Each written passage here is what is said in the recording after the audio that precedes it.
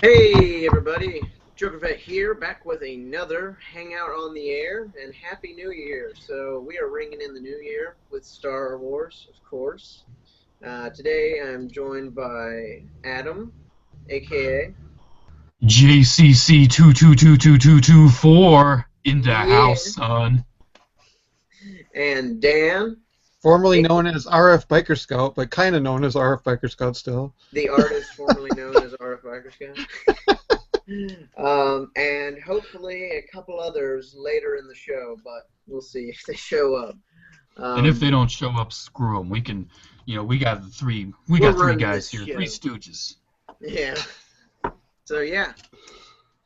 The biggest movie of the holiday season came out. Alvin and the Chipmunks, Road Chip. Damn it, I was gonna make that joke. I was seriously thinking of that joke, man. You took it Yeah. from me. What were they thinking releasing that movie the same day as Star Wars, for real? I know Star Wars like how much money did Star Wars make? Like 2 million opening day. Horrible. It made Like, nothing. well, they made like over 50 million in pre-sales for opening No, night. they didn't. That was Alvin and the Chipmunks, man. What are you talking about? Oh yeah, yeah, yeah, definitely. So yeah, The Force Awakens. First off, how about a little question? How many times have you guys seen The Force Awakens? I've seen it 4 times. I've seen it Thursday, the 17th, the 18th, the 19th, and then I've seen it last weekend, and I'm Mm-hmm. going to see it tomorrow.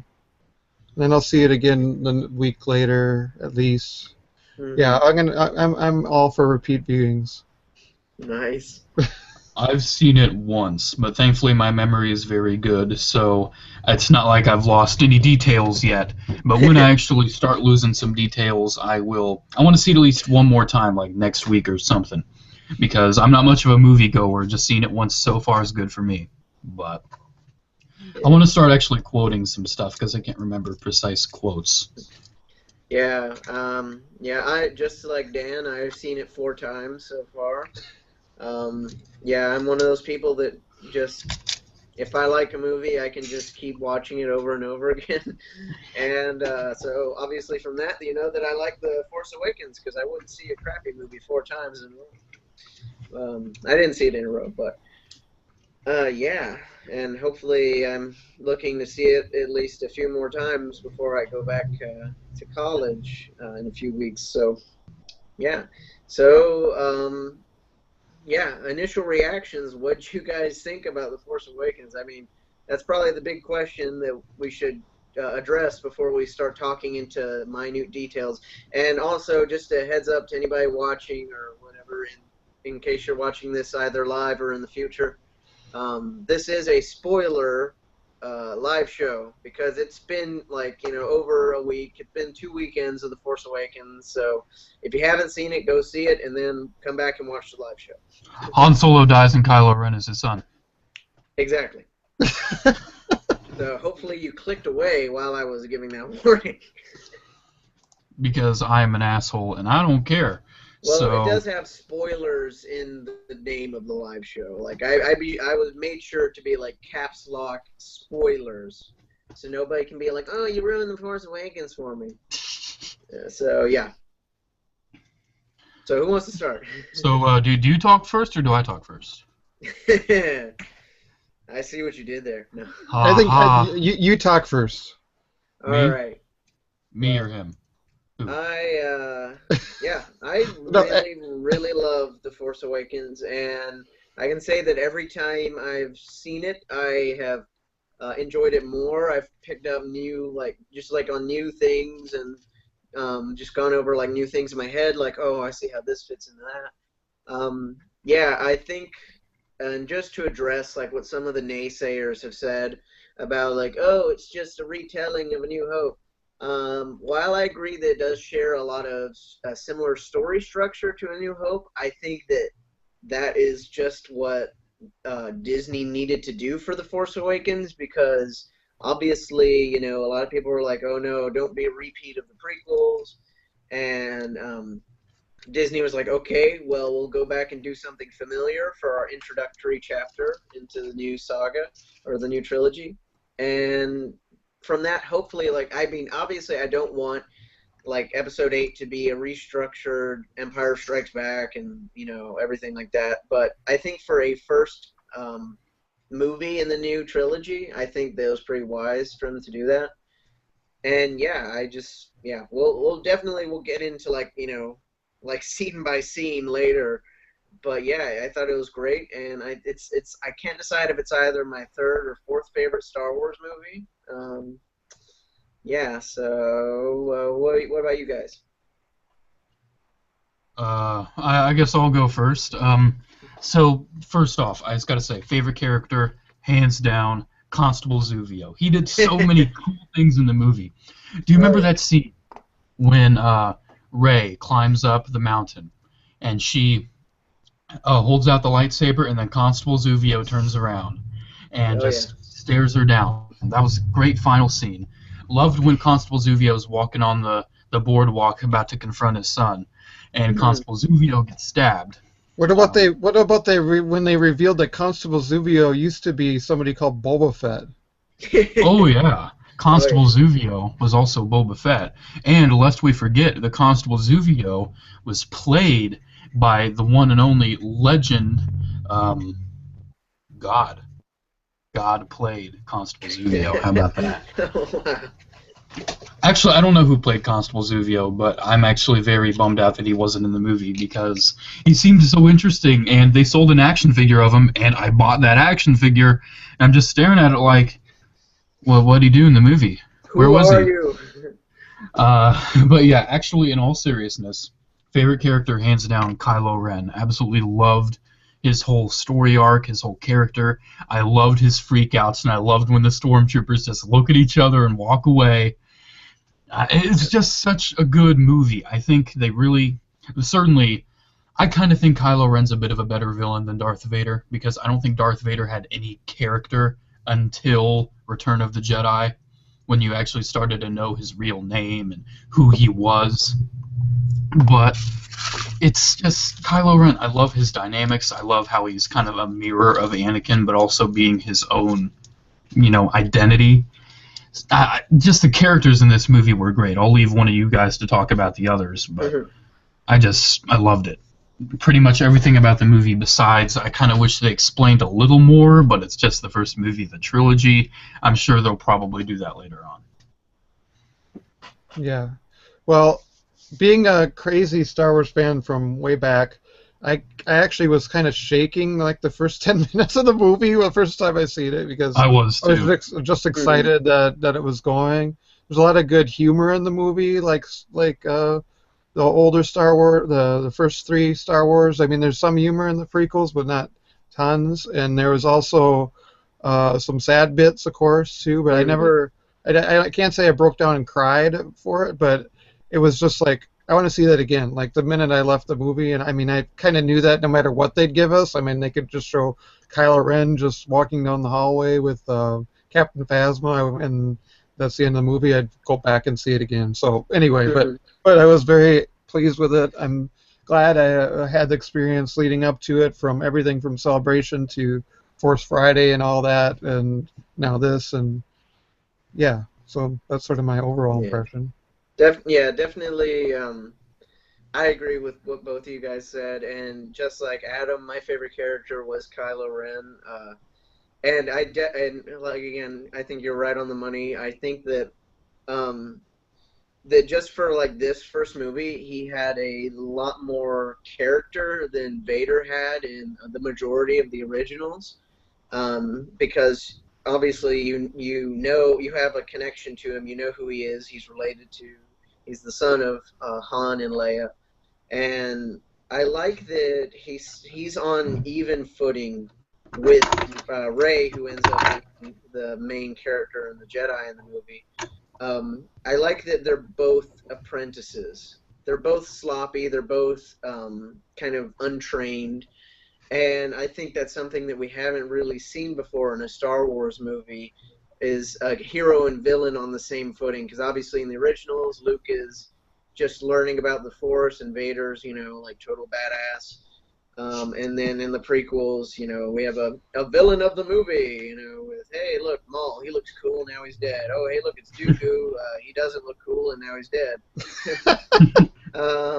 So I think that made Kylo Ren an infinitely more interesting character to just see his dynamic. And I love the final lightsaber fight between Kylo and Rey. I thought that was fantastic. It was really brutal, and just like you could just feel the emotion behind the fight. Yeah. And Were you surprised that it was Rey that would take the lightsaber? Okay, well, I think that definitely leading up to it, Disney, pulled one on us, and we're like, oh, hey, look, Finn's got a lightsaber in all the trailers and posters, so obviously he's the Jedi. And so I thought it was clever of them to do that kind of bait and switch. Like, usually I'd be upset, but I thought they did it extremely well. Like, because you could tell throughout the movie that Rey had some connection to the Force, with just the way, like, how, like, she's like, oh, I've never piloted a spacecraft before, but it was really good.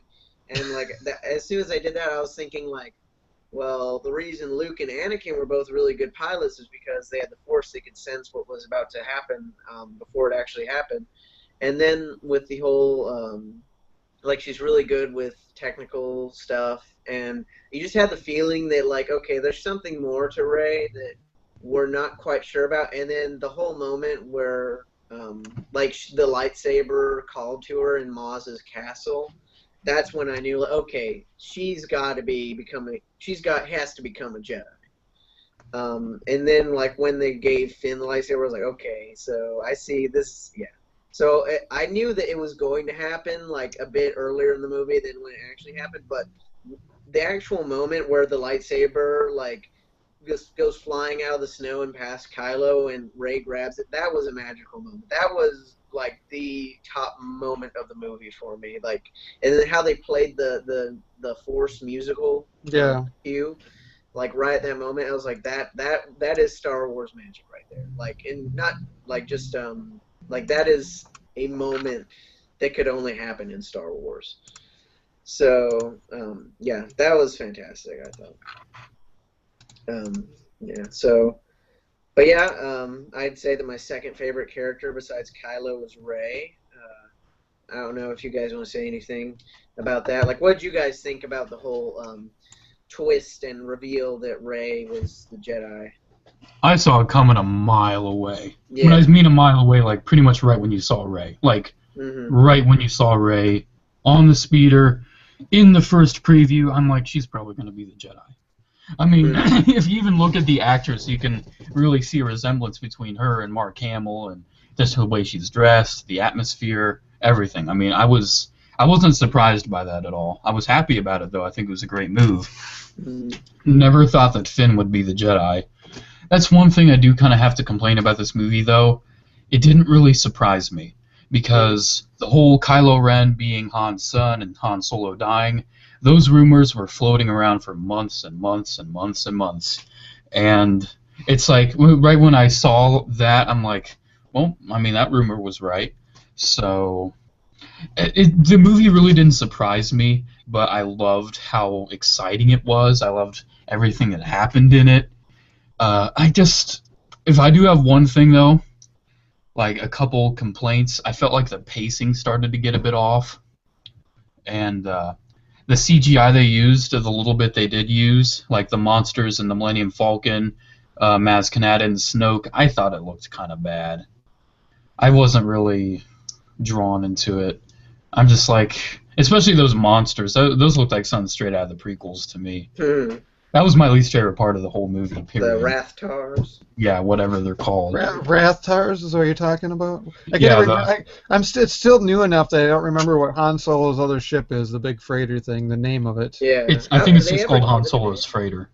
Is it just called that? I was looking through the incredible cross-sections at Walmart, and I'm just like, oh, they just call Han Solo's Freighter. I see. I wish you would have seen a little more of that. But, I mean, the movie was good. I did like it. It didn't really surprise me. I don't think any of the Star Wars movies have ever surprised me. I don't remember when I was a kid going, oh my god, when I discovered that Vader was Luke's father. I think, either I had already known or I saw it coming. I was like 4 though, so I can't really remember. Yeah, that's a problem, isn't it? I personally thought Finn and Rey might have the Force or be Jedi's, but as they went closer to the movie and they revealed that, oh yeah, Finn's just a stormtrooper. Because I mean, at first, even back at summer or before, they really didn't say much about Finn. Was he just dressed? Is he in disguise as a stormtrooper? What's going on there? But once they said he was just a normal stormtrooper, then into that, no, he's probably not the one with that's. I mean, he's still a big lead part of in the movie, but he's not the one that's a Jedi. Yeah. But I figured Rey, right from the first preview too, was some kind of something. She wasn't just a random person you meet. So, yeah. Yeah, I mean, personally, what Adam said about the knowing everything before it happened. I personally was. So with the whole Rey being a Jedi thing, yeah, I kind of saw that one coming, but I tried to stay away from the internet rumors and stuff with Kylo Ren.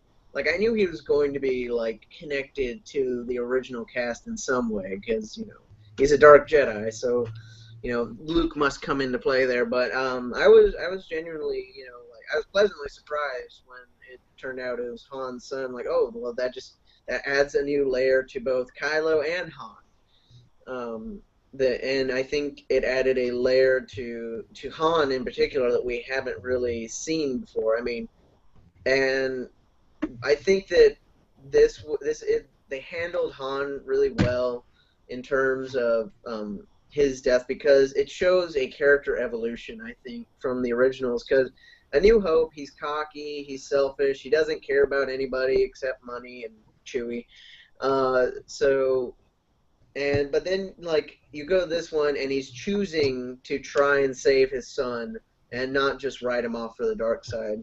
So I think that was well done. What do you guys think about the whole Han and Kylo dynamic? You want to go first? No, go ahead. Alrighty. Well, I think I posted something on my Facebook page about this. I'm not really sure if Han Solo discounted the idea that his son might kill him. I think when he walked there, just the face he made when he saw his son walking on that platform, that whatever you want to call it, it just seemed so like he knew what might happen, but he wants to save his son, and he wanted to try, and maybe he knew how conflicted his son was when he said he was being torn apart. And when he said anything, I don't think Han Solo said anything and didn't think about dying. Han Solo's not dumb. When he said anything, he's like, I'll do anything for you. If you want to kill me, then I'll do it. Because he didn't look surprised. He looked like he was in pain, of course, because it's a lightsaber to the chest. But I mean, just how he sort of held his son's face and how he just fell, it's I think he knew that might have been a choice that his son would make. I just think the whole dynamic between Kylo and Han was the deepest part. And Han's death scene was probably one of my favorite scenes. And another one of my favorite scenes is the opening scene with the Jakku village and the stormtroopers just being completely ruthless, and just how Finn, with the blood on his helmet, is just staring right at Kylo Ren, and Kylo Ren's just looking back at him like, you better get in line, soldier, because I ain't gonna tolerate this shit. So I think there's a lot of memorable things from the movie, like a lot of memorable imagery and all that. But one thing I do think is not memorable at all is the soundtrack. I don't remember anything besides Rey's theme that was playing while she was on her speeder. I don't remember a single thing. And I've listened to the soundtrack. It's not memorable to me. There's a Resistance theme, there's Kylo Ren's theme, there's other things there, but it takes a while to warm up to them. I think that what the soundtrack was missing was a big moment theme. I mean, probably the only unique big moment theme I'd say is probably when Han is killed. It's unique, but there's no Battle of Hoth esque theme, or Battle of Endor, where you can just like think of like the Battle of Endor and you got the soundtrack in your head. So they had a lot of like character themes for Force Awakens, but not a lot of like I said, big moment themes. So I don't know if you guys agree with that. I totally agree. Like, even with the prequels, that's one thing. I think that is the only thing the prequels do way better than the Force Awakens is the music. Like, there's so many memorable tunes to the prequels. I think the prequel music is just as good as the original music. I don't think there's any that's better or worse. But the Force Awakens music, I just hope John Williams steps it up for Episode 8, because this was just kind of meh. Well, I think the movie's too new, and I just don't know it enough to really. Like, if I listen to the soundtrack now, I can't tell you exactly what scene I'm listening to. I mean, if I'm not looking at the track name. Mm-hmm. So that's my opinion on the soundtrack. I don't think it's bad at all. I think it's really it is decent. But I'm sort of a John Williams junkie, so I can't really say that. I mean, I got the Book Thief theme because he did it. I mean, the movie's fine, but I'm not going to watch that again. I'll just listen to the soundtrack. Yeah. So. Yeah, I mean, I think that, like, if you take it, like, the soundtrack as just a piece of music by itself, I think it's wonderfully orchestrated. It's got a lot of just touching and beautiful tracks, but in comparison to the others, it doesn't feel as, like, signature. Like, it doesn't feel quite. Yeah, like, I mean, I'm just repeating myself now, essentially, but, it doesn't have any of those, like, signature moments that other Star Wars soundtracks have. The Scavengers is a really nice piece of music. That's Rey's theme, essentially. Yeah, Rey's and then theme. there's also, I mean, The you Jedi can listen. Steps and Yeah, right. That's Finale. everybody. That's everybody seems to be favorites, are those two Mm-hmm. tracks. So of the whole group, but they reuse the from Star Wars. They reuse the Burning Homestead when she grabs the lightsaber. Yeah. That's verbatim. Even David Collins thinks that's just straight from the original soundtrack. They didn't even re-record it. So. Yeah, but yeah, I think they were really effectively used music from the original trilogy. Like, they didn't overuse the Force theme, but like they used it at key moments when they should have. Yeah, so that was great. We have a couple questions in the chat, so let's see what people are asking. 123 MDF456. That's a mouthful of a username, but he asked, "Do you guys think Rey is a Skywalker or a Solo?" When do you guys want to go first? 100% not a Solo. 100% not a Solo. I think Leia and Han would have mentioned they had a daughter. Yeah. And I'm just thinking, like, I do like how they kept what happened to Luke ambiguous and what happened to Rey ambiguous, because perhaps Luke may have actually had a relationship with someone and had a child, and perhaps had to actually abandon that child when all this stuff with Kylo Ren happened, because he didn't want Kylo Ren to find his daughter and kill her. It's pretty similar to what Obi-Wan did with Luke and Leia. That's my theory on that, but I don't know what you guys think. I mean, it's a good possibility she's a Skywalker, but she could be. This is just way random, but I think there's a possibility she's somehow related to the Emperor, and because she's got a similar fighting style. But that's my only evidence of that is to the Emperor, sort of slash and and with the staff she has too, she's sort of got that kind of style from Revenge of the Sith. That's my only real evidence. Or maybe could she be possibly a descendant of the Emperor and Skywalker? Or Kenobi is another theory a lot of people have.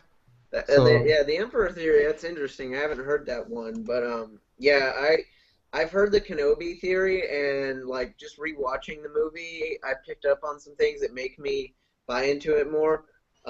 Like the whole evidence for her being related to Obi-Wan in some way is like in her vision, she hears Obi-Wan's voice say, "Rey, these are your first steps." Also, she's drawn to the lightsaber, which, while it was Anakin's and Luke's, Obi-Wan had it for 20 years.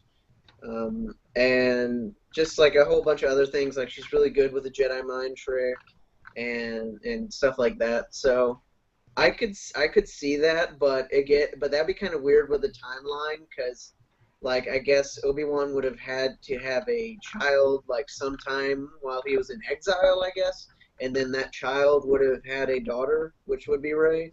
Some theories say that he had a child with that Duchess Oh, Sabine or whatever Satine. her name is, Satine. Satine, Yeah, and then during the Clone Wars, and then this has to be a granddaughter somehow or something. But yeah, anyway. that'd be interesting to see. I mean, but that would also kind of make like Obi-Wan a little bit hypocritical, you know. I mean, because the whole big deal in the prequels is like, oh, Anakin had a child and he's not supposed to because he's a Jedi, but then Obi-Wan's like, oh yeah, I had a kid also, you know, but that doesn't matter.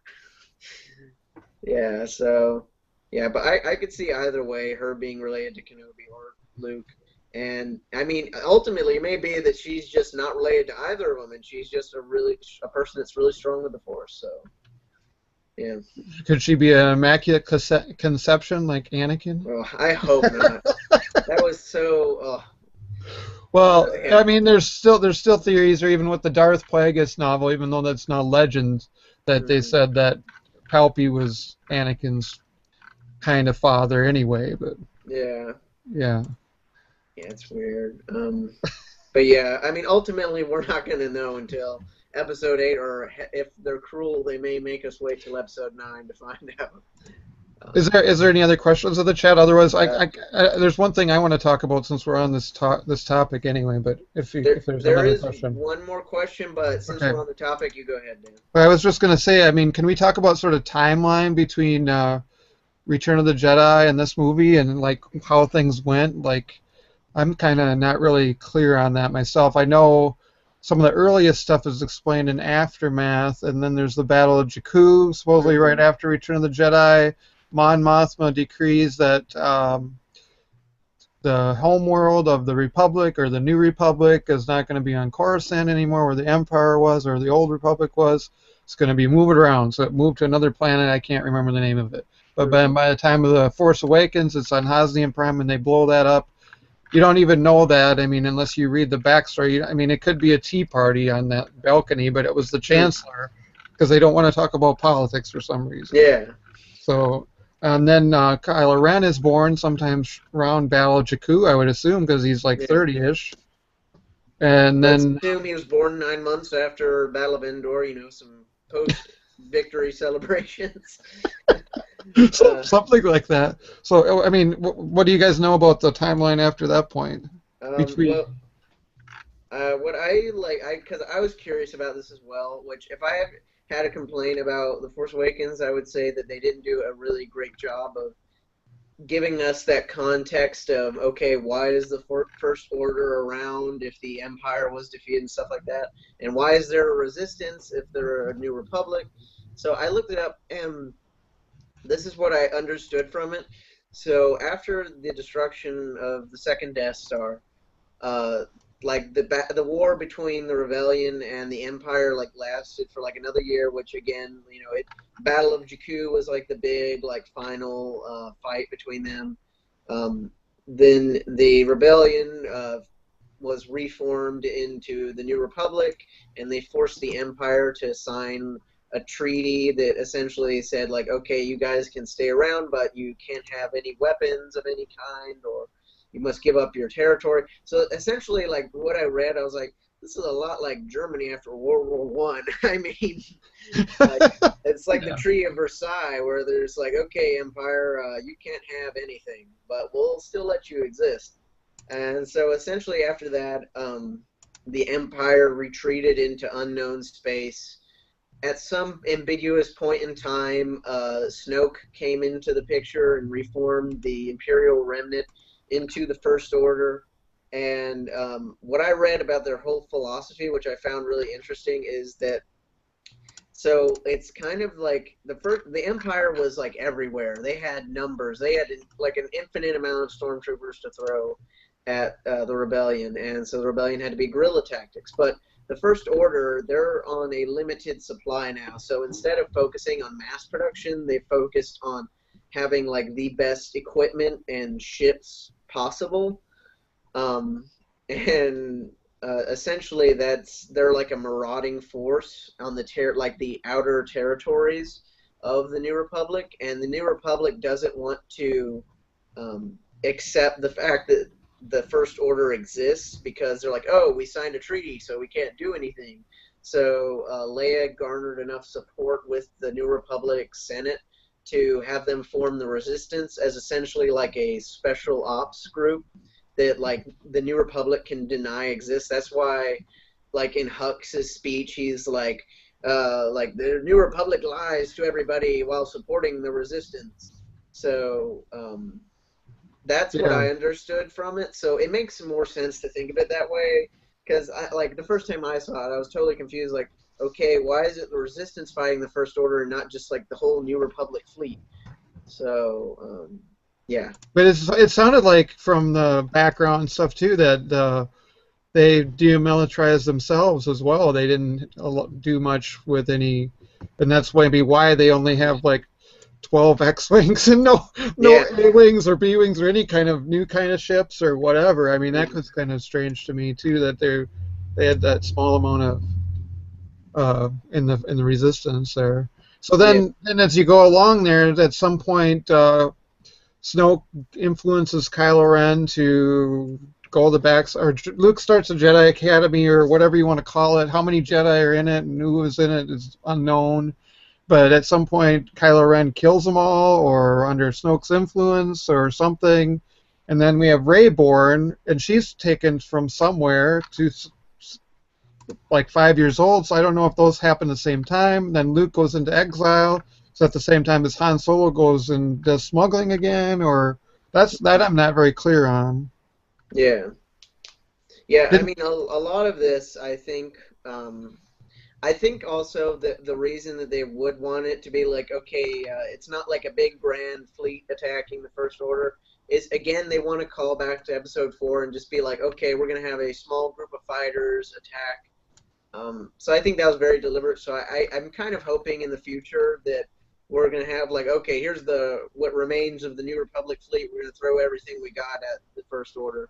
So I hope that we do see some like big ship-to-ship fights in the future, but I think a lot of like the back history for the sequel trilogy we're probably going to see in future installments. Like I'm really curious, and this ties in with another question we got in the chat about Snoke. The question was, who do you think Supreme Leader Snoke really is? And I'm really curious to find out, like, how did he like get in the picture at all? Like, how did he influence Kylo Ren and reform the Imperial Remnant? So what do you guys think about Snoke? I think Snoke is Constable Zuvio. Yeah. I mean, if you look at the evidence, Constable Zuvio's all wrinkled and mysterious, and Snoke is wrinkled and mysterious. And Snoke is a big deal. You never see them in the same room.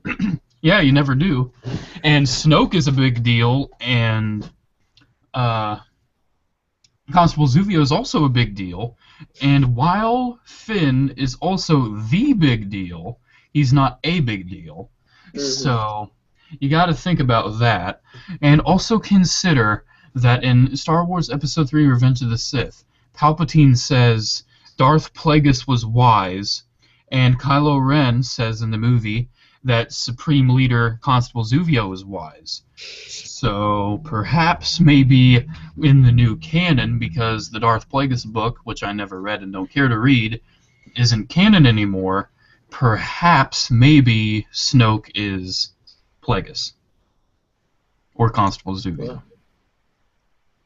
Is Snoke really somebody that the species we know or anything? I mean, there's not really much. What do we know about him other than he's bad and he trained Kylo Ren or influenced Kylo Ren to go with the flow, and then he's also head of the First Order somewhat. I mean, at least according to Hux and Snoke or Kylo Ren, those are the ones that only talk to him directly in the movie. I mean, yeah. I honestly, I have no clue. Like, I think personally, Snoke was one of the weaker characters in The Force Awakens. I mean, firstly, I mean we don't really know that much about him, so it's hard to judge. But also, I just thought he was like really dramatic and grandstanding, if that makes any sense. But yeah, and the CGI looked weird. I don't know. I didn't think Snoke looked as good as he could have. Um, but yeah, if he's an alien or not, I have no clue. I assume that. Do you guys think that he really is like super tall, or is that just a hologram thing that makes him look tall? I don't know what Snoke is, but I know that he's Constable Zuvio. So with that aside, Snoke, I don't think he's that big. He's probably normal size, but I don't think he should have been CGI. I think they could have perfectly done Andy Serkis with a bunch of makeup and all this other stuff, or just found a different actor who looks that freaking ugly. And no offense to whoever actor they would have picked, though, but I just don't think they needed to make Snoke CGI. It doesn't make sense to me. That's one thing that kind of like, oh, that's that Snoke guy, isn't it? I don't even like the idea of Snoke. Yeah. I think it would have been cooler if, like, I don't even think they needed Snoke. I think it would have been more like what they could have done is Kylo Ren after betraying Luke's Jedi and finding and joining the Knights of Ren. The Knights of Ren have a connection with the Imperial Remnant, and the Knights of Ren combined with the Imperial Remnant make the First Order. That would make a lot of sense to me. I don't even think they need the Snoke guy. And who are the Knights of Ren? Are they also influenced by Snoke, or are they? Knights of Ren are probably just like dark side loving. They're just this kind of cult. Yeah. Like they're just a weird, very small cult, kind of like the Night Sisters were. Yeah, that's kind of what I thought as well. Like, it kind of reminded me of did any of you guys ever play the old Jedi Knight games, like Jedi Outcast or Jedi Academy? Well, anyway, in those, it's like after Endor, there's a lot of groups that pop up that aren't like Sith or whatever, but they're like dark side cultists. They worship the dark side and the whole idea of the Sith. So I feel like that's probably what they are. I mean, okay, so in the vision that Rey gets, she sees Kylo Ren execute somebody on a rainy planet. So that group behind him is supposed to be the Knights of Ren, right? Yeah, I believe so.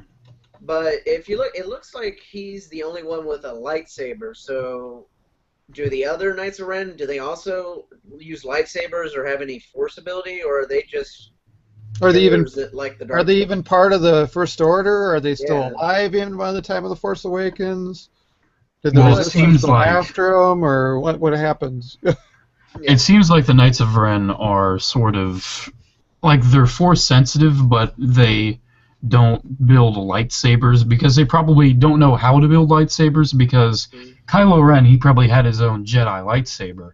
And clearly he doesn't know how to build a lightsaber. He was just going off of what he remembered. Yeah. So, I mean, I would say they're probably sensitive in the Force, but I wouldn't say that they're actually, lightsaber-wielding bad guys. Well, I do think we're going to see them later on, though. I think it's kind of interesting that they start the movie off with that village and they're worshiping the Force, and that's sort of like the light side worshippers, like Maskana or not. What's his name? Lord Zantekka. Yeah. Exponcito. Yeah. And that's maybe the opposite of the Knights of Ren. None of them are Jedi, but they know about the Force and they understand it and that kind of thing. Same thing with Maz, was not a Jedi, but she knows, she trusts in it and knows about it. So, this is kind of tying into something interesting that I read about deleted scenes in The Force Awakens. Is J.J. Abrams said that originally Maz, and they actually filmed this scene, that Maz was supposed to have Force powers, and she was going to use it during the attack on her castle to like crush some stormtroopers with like some bricks. And I find it interesting because like she says like, "I'm no Jedi," but in the original version, she was supposed to have Force powers. So she's supposed to be like some, like I guess, light side worshiper, like Max von Sydow was supposed to be. I don't know. And Cedo knew Kylo Ren from years ago. Yeah. I think that betrayal or whatever happened there is about 10 years before Force Awakens. I mean, there's no definite things about any of that, but yeah, I don't think it was very recent compared to Force Awakens. I was thinking it was more like 5 years, because 10 years of Leia and Han being away seems kind of. Do you think much. that Luke and Han both left around the same time? Luke probably left first. I would imagine Luke left first. Yeah. But I don't see how Luke would be missing for 10 years. I'd say like 5, maybe.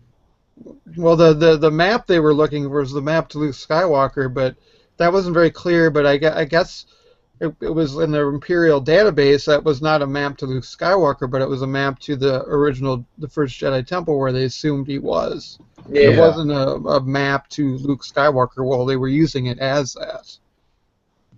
Mm-hmm. Yeah, because it was just a crapshoot. Maybe this map leads to him, maybe it doesn't. But I was kind of thinking about that in the movie. Like, did Luke Skywalker just make a random map of where he's gonna go and just hit it? And hit most of it in R2, but somehow he decided to leave the last part out of it. Yeah, that's pretty. That's something else. And also, I don't see how. Like, if they had already known, like if Han Solo knew, like, oh, there were rumors that Luke was going to the first Jedi Temple, I don't see how they would have how it would have taken 10 years for them to find the first piece of the map. 5 at most is what I'm guessing is how long Luke was gone. And nobody can access R2's memory banks he's just sitting there derelict since supposedly C-3PO says since Luke left, which is, yeah. And on top of that, Kylo Ren, he was in his Kylo Ren armor when he slaughtered all of Luke's, pupils. And we don't know that, but that's just a guess. I mean, one person getting sorted down, that's it. If you actually look at that picture very carefully, you see a bunch of bodies scattered around the Knights of Ren. So most people are assuming that's Luke's people getting killed, and that's what I think. So I don't see how. But then again, like the whole thing is like I'm always confused by that part of the vision because, like, we already talked about the Knights of Ren and how like Kylo's the only one with the lightsaber, so. Obviously, he's already constructed his dark side lightsaber, if he ever had one, like a Jedi lightsaber to begin with. But none of the other like dead bodies around, like, and the guy that you see get killed, like, he doesn't have a lightsaber either. So, and he doesn't really look very Jedi-like, I guess. Well, Luke wouldn't have known the old ways of the Jedi necessarily unless he looked them up. I mean, he didn't even know how things went around in the prequels. We don't know what they know about. That era, the prequel era, that we don't know details about, like Luke or Leia or any of them people know at this point. Yeah, I mean, it seems a lot like that. The Empire destroyed a lot of like the records of the Jedi, so they're very kind of scattershot about what they know. Luke knows about how Kenobi was at the end of his life and how Yoda was, and that's about it. Yeah. I think his outfit at the end of the movie looks very Ben-esque. Yeah. He's rocking the beard and the long hair. So when is Rey's departure from wherever she came from, is that before or after this thing with Kylo Ren and the Knights of Ren and all of that? Any ideas on that? Just based on she's like 5 years old and she's supposed to be like 20-ish, right? So let's see if that would be before. That would be even before that. I mean, before that whole thing. Luke left. That kind of disproves that theory because I'm not sure if like the whole Rey being a Skywalker thing. I almost feel like it's too soon to actually tell. But it's like Kylo Ren is only supposed to be late 20s. So would he only be like less than 15 when he turned to the dark side? That would make no sense. So I Well, mean, I'm not really sure with all that. I feel like he could have been in his like late teens when he turned to the dark side because like just judging by his like whole like temperament, it's obvious that he's not like really mature. Like he's very prone to temper tantrums and stuff, and just going friggin' berserk with his lightsaber computer banks. Yeah. So I feel that like when he turned to the dark side, he wasn't fully matured, and because he hasn't had like a father figure or any kind of like parents or mentors except for Snoke, that it kind of stunted his emotional growth, if that makes sense. Like if that makes any sense. Yeah, I think that makes a little sense. Because he seems very like childlike in his temperament at times, just prone to outbursts of rage. Hmm. Whereas, like, Vader would obviously he'd choke an Imperial officer, but he'd be very calm and collected about it when he killed people. And now another thing, how was that lightsaber? That's another story from another time. Where did that come from? How did Maz get it? And how did Kylo Ren, after he turned to the dark side, go after Vader's mask? I mean, there was these rumors about whoever Kylo Ren, he's collecting Sith artifacts or dark side artifacts. Yeah. So was that mask sitting there in that rubble heap for 25 years? Nobody touched it, and then all of a sudden he went back to go get it, or that's kind of weird too. But Yeah, I feel like maybe we're nitpicking, but I mean it's an Yeah. awesome movie. But these are the kind of things we should talk about. It's why we're having a live show. Yeah. But yeah, I feel like, I mean, again, this is all like conjecture, and we're not going to know until probably this trilogy is finished. But I feel like that, like the whole Vader's mask thing, that maybe Luke collected that from like his funeral pyre on Endor, and maybe like Luke had it at the Jedi Temple, and then when Kylo Ren turned, he took it. Yeah, but yeah. Honestly, I mean, we don't have a clue, but we'll find out hopefully. And It's like he worships his grandfather. And early on, and I mean, I read the art of Force Awakens, and they were going to design Kylo Ren a lot more like Vader's mask than the way he finally came out. I mean, I remember actually those early rumors was that Darth Vader's back, or there's somebody dressed up as Darth Vader, and we don't know who it is for Force Awakens. So yeah, and I think that is one of the really interesting layers to Kylo Ren's character, is that he does worship Vader. Like Vader is this goal, this thing that he hopes to be, and that he worships it like it's like an idol. So I think that, and I read about it too, that it's really interesting that like what Snoke has like led Ren to believe is that Vader was this great man who was doing great things until at the last moment he was I heard the phrase has been used, seduced by the enemy to the light side. And so they know, like at first, like I thought, like, okay, maybe he just doesn't know that Vader turned to the light side at the end. But after like hearing that, it's like, oh, he knows. He just thinks that was like the moment of error that led to Vader's downfall. well, it obviously did, because it led to his death. And Yeah. that's Well, it. I mean, downfall as in like that was his fall from grace. Whereas if you look at it from the light side, that was his redeeming moment, his last great moment of sacrifice as Anakin Skywalker rejecting being Vader. So. But yeah. Once again, we don't know, but it's interesting to talk about. So Maz was what? Let's talk about Maz. I mean, unless like we got another question, but what is your take on Maz Kanata, and what was she doing, like say in the prequel or OT eras? Is she just hanging out at that thing and she knows everybody? She's like everybody knows your name, like a Cheers bar. Is that place? Is that her castle, or Yeah. what's her deal? Anybody have any ideas with that? Well, I kind of assume that like she's probably just had that castle or cantina, whatever you want to call it, for a while. Because I think Han says like she's run this watering hole for years or decades or something. 1,000 years or some darn thing? Yeah. Yeah, so I assume that she's just been kind of like just watching things unfold, not really being an active participant in it. But yeah, what do you guys think? Oh, I'll be right back. I just want to get something to eat. All right.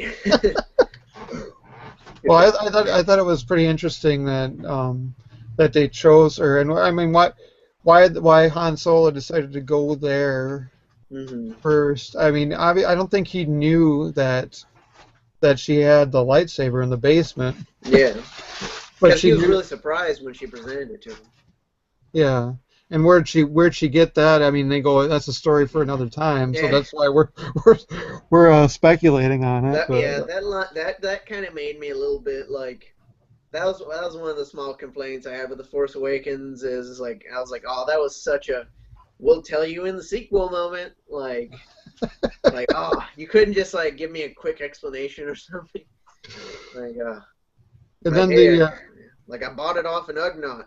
does Luke even have his green saber from Jedi anymore? Yes. Because he throws it to the side.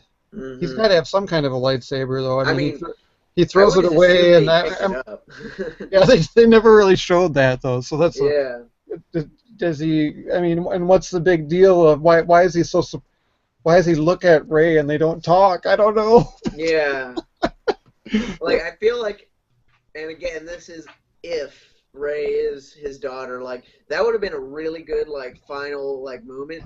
Is like if like Luke turned around, he's like my daughter, like, and then like cut to black, like Yeah. like that would have been like a hell of a cliffhanger. It's like the last big reveal at the very last moment. But obviously, we don't know what Luke knows about Rey, if he knows anything at all, or if he just knows like, oh hey, it's some person with my old lightsaber. Yeah, for sure. And they could have just like Empire Strikes Back. I mean, I've heard this talked about already, and I thought about it too. They could have just said, "Hey, we found the map." They could have sent Chewbacca and Rey off on the Falcon, and then that's it. Just like and then you don't see Luke. But Yeah, I think a lot of people would have been disappointed because they advertised Luke Skywalker is in this movie. He's yeah, not. He's not just there with his the big hand three are on like back. he's not just there showing his hand against R2, and that's the only shot you ever see of him. You got to see Yeah, it a little bit more than that.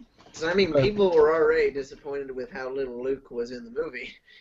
yeah, Imagine if they just had a, oh yeah, we're gonna go see him in the next movie. Like, yeah, they just showed you in the trailer his only scene where and you don't even see his face. It's like yeah, and I suppose they showed it to his back that way because that's supposed to have happened a number of years ago, and he wouldn't have looked exactly the way Mark Hamill looks. That's my theory on that. And I don't think that's the same time as the Knights of Ren scene, or do you think it is the same time? with like the scene in the vision where he's Yeah, holding R2. Like I feel that because it looks like there's like a reflection of fire on both Luke and R2, like they're standing next to something. So I feel like that scene could take place like right after Kylo Ren's betrayal, like where he destroyed the Jedi and the temple. So I feel like that could be like the moment where Luke was decided to go into exile. Um, but yeah, like there's been a lot of speculation, like is it a vision of the past, present, or future, or something? Because obviously we see the past with the whole Bespin corridor, which I love that in the vision where the Bespin corridor shows up, and I'm just like, oh, Empire Strikes Back. well, So maybe they actually have you read the book yet? which book? For the novelization. It's I only have an not read the ebook now. novelization. But spoiler alert. Well, that in that vision, they go into more detail, and they see she sees Vader and Luke fighting. Yeah. So I mean, you could tell it was Bespin, but they go into more that that's what it was happening. Yeah, yeah. I remember reading also, like a lot of like what we know in the novelization was supposed to be shown like as a scene in the movie, but got cut at like the last minute. So I remember hearing about that originally in the film, even that she was supposed to see like a different perspective, like a different angle of Vader and Luke's fight on Bespin, but because that's also why they, if I'm not mistaken, made Bespin, Luke, and Vader figures in the Force Awakens toy line. Mm-hmm. So, but yeah. But I was happy because it's like a small detail that only like real Star Wars fans would pick up on, that it was a corridor from Bespin. And Yeah. so I like that. But yeah, that was, yeah. That whole vision sequence was really, really fantastic, I think. Mm-hmm. So, yeah, and again, with Luke, such a tease at the end. I expect that he's going to be a pretty big part of Episode 8, because he's going to be like, I would dare say, like a Yoda figure, like, I'm going to train you on this planet, and then something's going to arise where you're going to have to leave. That's a speculation too. Is it going to pick up like seconds after this movie, or is it going to take up? Are we going to have a big gap there again, and we don't know exactly how long she's been training, or maybe they'll explain that, oh, it's been a year and a half or whatever it's been. It's been real time since we watched Force Awakens. Something like that, yeah. Yeah. Yeah. So time will tell. Should we talk a little bit about the merchandise, the stuff? Hey, Yeah. I'm open to it. I always enjoy talking about Star Wars merch. So what does everybody have so far for their Force Awakens stuff?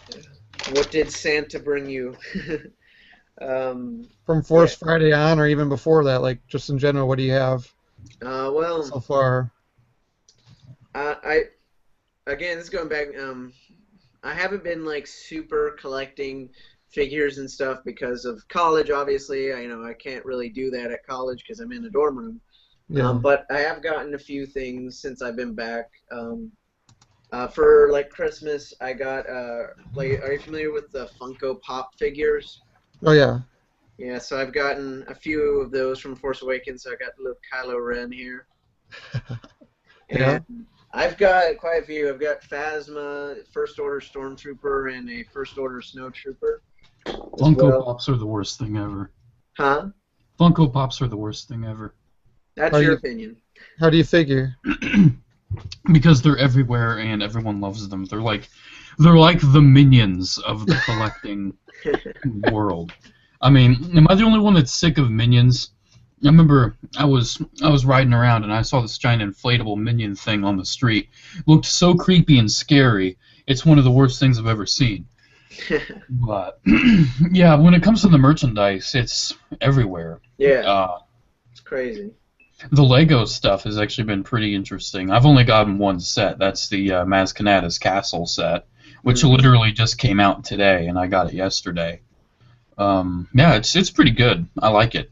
It's got like the merchandise for this movie is just so good. It really captures the movie real nice, and even the 5 points of articulation stuff hit the nail on the head in a lot of ways, but still kind of sucks. What I've been really interested in is, like, I've gone on record in saying that I'm not huge into 6-inch Star Wars collecting, just because I've collected, like, my whole life 3 3/4-inch Star Wars, so I don't really want to do it all over again with 6-inch. But the Black Series 3 3/4-inch that is unfortunately Walmart exclusive, like, God, don't even get me started on that. I do not understand that at all. But I was able to get a and I got it online on a collector's market, so because I don't live near a Walmart, so it just double sucks. Don't show it. If it's a Kylo Ren, and if you show it to me, I'm actually going to leave the live show.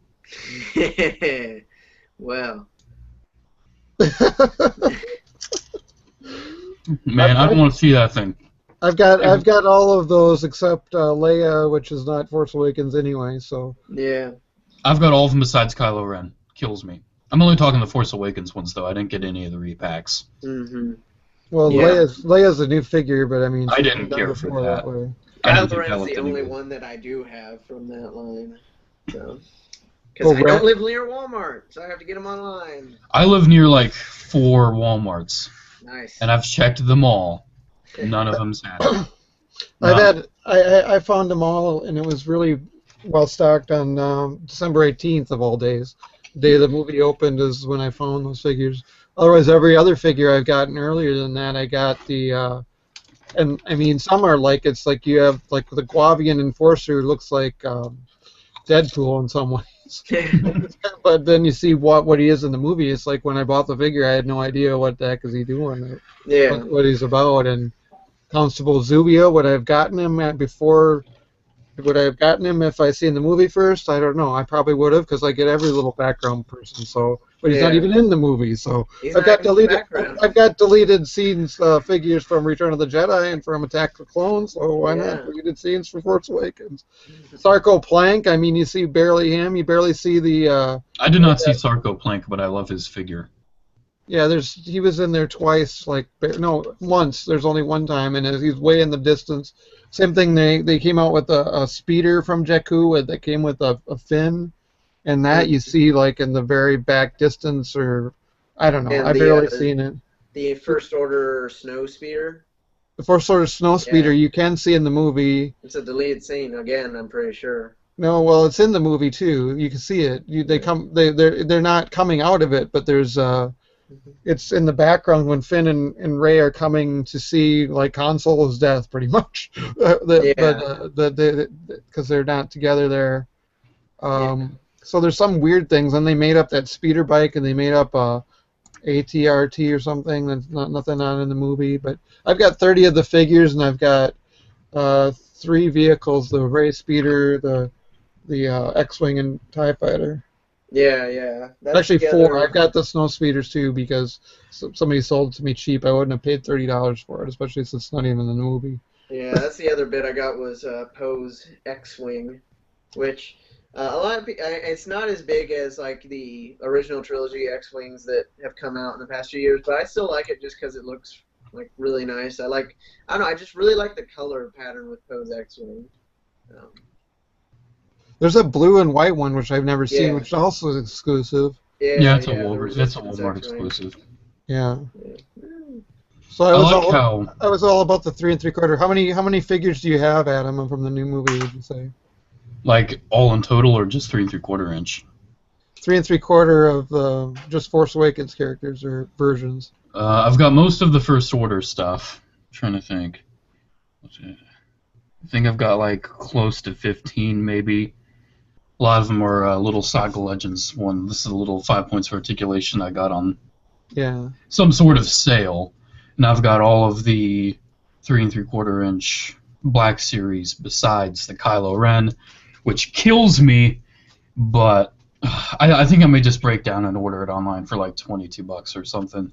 Yeah. I hate overpaying. I always like looking for some sort of discount, but I just can't find it, and I absolutely want that thing so bad. Meanwhile, I don't live near a Walmart. Damn it. It's much better, yeah. Yeah. So I have to pay online if I want to get them. Well, you can ask me too, because I tend to find things at Walmart, so just let me know. Just last night I found the 6-inch Black Series TIE Fighter pilot at Walmart. Nice. The only figures that were hard to find, I mean, I'm sure those, if I didn't just catch on when a brand new truck is with those articulated one, the only one I couldn't really find, I only seen once, was Phasma. And then we haven't really talked about Phasma, but I mean, is there much to talk about there? Yeah, I've heard this app description of her is she's the Boba Fett of The Force Awakens. She looks cool and does nothing. Why'd you take your helmet off? And then she gets like black. She takes the shields down. There's not even even a fight there really of any consequence, and it's like, oh wow, you're a soldier. And then supposedly she's thrown in a trash compactor or something, and then I mean, who decides to get her out of that? Because supposedly the whole cast is coming back. Yeah. Including, I mean, I don't know if Kathleen Kennedy, what she means by that. Does that mean the character that Warwick Davis is and Mazda's Castle's coming back? I mean, what does she mean by the whole cast? Probably the prison cast, I imagine. It's like, seriously. Han Solo's coming back? What's that mean? I imagine like a flashback or something. How Or can the whole vision. cast come back at this point? Yeah. One thing I do want to see in one of the new movies, like how with Luke, how he had the vision of seeing Vader and confronting Vader. I want to see Kylo Ren see Vader and confront Vader. I want him to confront his idol, and I want him to just just praise him so much, and just Vader just talk him down so much about how he's going down this stupid path because it's Darth Vader, but Anakin Skywalker's talking. Something deep like that, something cool, something interesting. I would love to see that. And honestly, if they want to bring Hayden Christensen back as the ghost of Anakin, no problem. I don't mind Hayden Christensen as Anakin. His lines in the movies were awful, but like his appearance, his like how he portrays his emotion, sometimes, not really in Attack of the Clones, I really do like. Yeah, And I I can. wouldn't mind that. It's like they brought Ewan McGregor back, or Ewan McGregor. I don't know how to say his name. They brought him back as Obi-Wan, technically for The Force Awakens. Yeah, that one line on the So, vision. and if they want to do the ghosts, I think Yeah. they could do Ewan McGregor and give him a bunch of makeup and make him look like Alec Guinness. Because I remember watching a documentary and they actually compare Alec Guinness to Ewan McGregor, is talking about the casting. Mhm. They're so identical looking. Ewan McGregor looks like a young Alec Guinness. Yeah. So I think they really could do that. And Frank Oz is still alive. They could have him as Yoda and Hayden Christensen. I mean, that would work. I'd like to see it, but I'm honestly not expecting it. Yeah, I can genuinely say that I do not want Hayden Christensen to return as Anakin for another Star Wars movie. For anything. I mean, even if For anything. he's pretty much quit acting anyway, so Yeah. yeah. It's But the if curse of Anakin. any paycheck, I'm sure he'd come back. I don't Yeah. know. Why don't we just have Jake Lloyd come back instead? I think he's too busy being in prison right now. Now that's real pod racing. Oh gosh. Yeah, I mean the only way I would accept Hayden Christensen's return is if he were in the Darth Vader suit and James Earl Jones was doing the voice. So Uh, yeah. I'm kind of as far as the merchandise is concerned, I mean, Hasbro's kind of screwed up in some ways. Like they're like you say, those 3 3/4 figures are so hard to find, Mhm. and even the ones they put Force Friday so ahead of the movie, people that want to find just even a 5 POA, Ray or Finn or whoever from that Yeah. first wave, it's pretty impossible to find those at this point too. All you see is, I mean, all I see around are someone like that female blue droid and Constable Zuvio and some of those kind of characters. Hux are hanging around a little bit, but you Yeah. can't find a stormtrooper to save your life or one of the main characters. And then they don't have a Han Solo available Yeah. yet. Or I mean, are they going to do a Leia and a Luke? Are they going to do? I was looking at the various characters they haven't done yet, and there's approximately 50 that they could do. Some are so minor that you don't even need them, but there's a good maybe only like 10 or less that are quote unquote essential that they should get. And then we have a new movie in a year, less than a year at this point. And anyways, Yeah. I think definitely that a lot of it is like the holiday rush. So I imagine that because Hasbro has a record for uh, overproducing figures for for Star Wars, especially with the whole Phantom Menace fiasco. But I feel that like once we like get like a couple months into 2016, we'll start to see more stock on the pegs. At least I hope so, because like you said, it's crazy that you can't like easily find a figure of the main character. Like it's a main character in a blockbuster. You should be able to find a toy of them easily. yeah. So The Chewbacca was pretty poor in those armor up. What do you guys think of armor up and build a weapon and all that business? Oh, well, that stuff's just stupid. yeah. Honestly, I haven't like the only one of that I have is I have the Poe Dameron that came with the X-wing. So I mean, Well, that one didn't come with any build a weapon Yeah, or any of but I that, believe it's right? the same base figure. I think. Well, no, actually, the one from doesn't have a removable helmet. The Oh one in the wow, main line doesn't have. Neither that's a does. better Poe Dameron than that one. That's right. Yeah, and then there's another X-wing pilot that Snap Wexley. Yeah. He's going to come out as a figure in a 2-pack, and he doesn't have a removable helmet either. And Yeah, so I was joking with my friends that that character Snaps Wexley. He's like the slightly overweight pilot of The Force Awakens. There's a history of him in the original trilogy. You got Porkins. did you see Battle of Hoth, who was in that? the version of the poster that they made with Porkins, and he's got a Oh no. sandwich? There's a picture of him and those character posters. There's a picture of him Porkins with a sandwich in front of him, Oh like Finn with the gosh. lightsaber. Wow. Yeah, poor Porkins. Such an unfortunate character. And he's dead. He can't defend himself either. Yeah, he's dead. Yeah. So I got to meet Porkins. It was the highlight of my Porkins life, I guess. William Hoopkins, Celebration 2. So, Yeah, yeah. If I'm not mistaken, wasn't he also in Batman 1989? yeah, Yeah. he's in Indiana Jones and Raiders. Yeah, yeah, he's one of the top men. That's right. Top men. So Yeah, so hopefully Hasbro is able to more efficiently handle The Force Awakens than they have the Star Wars line in the past.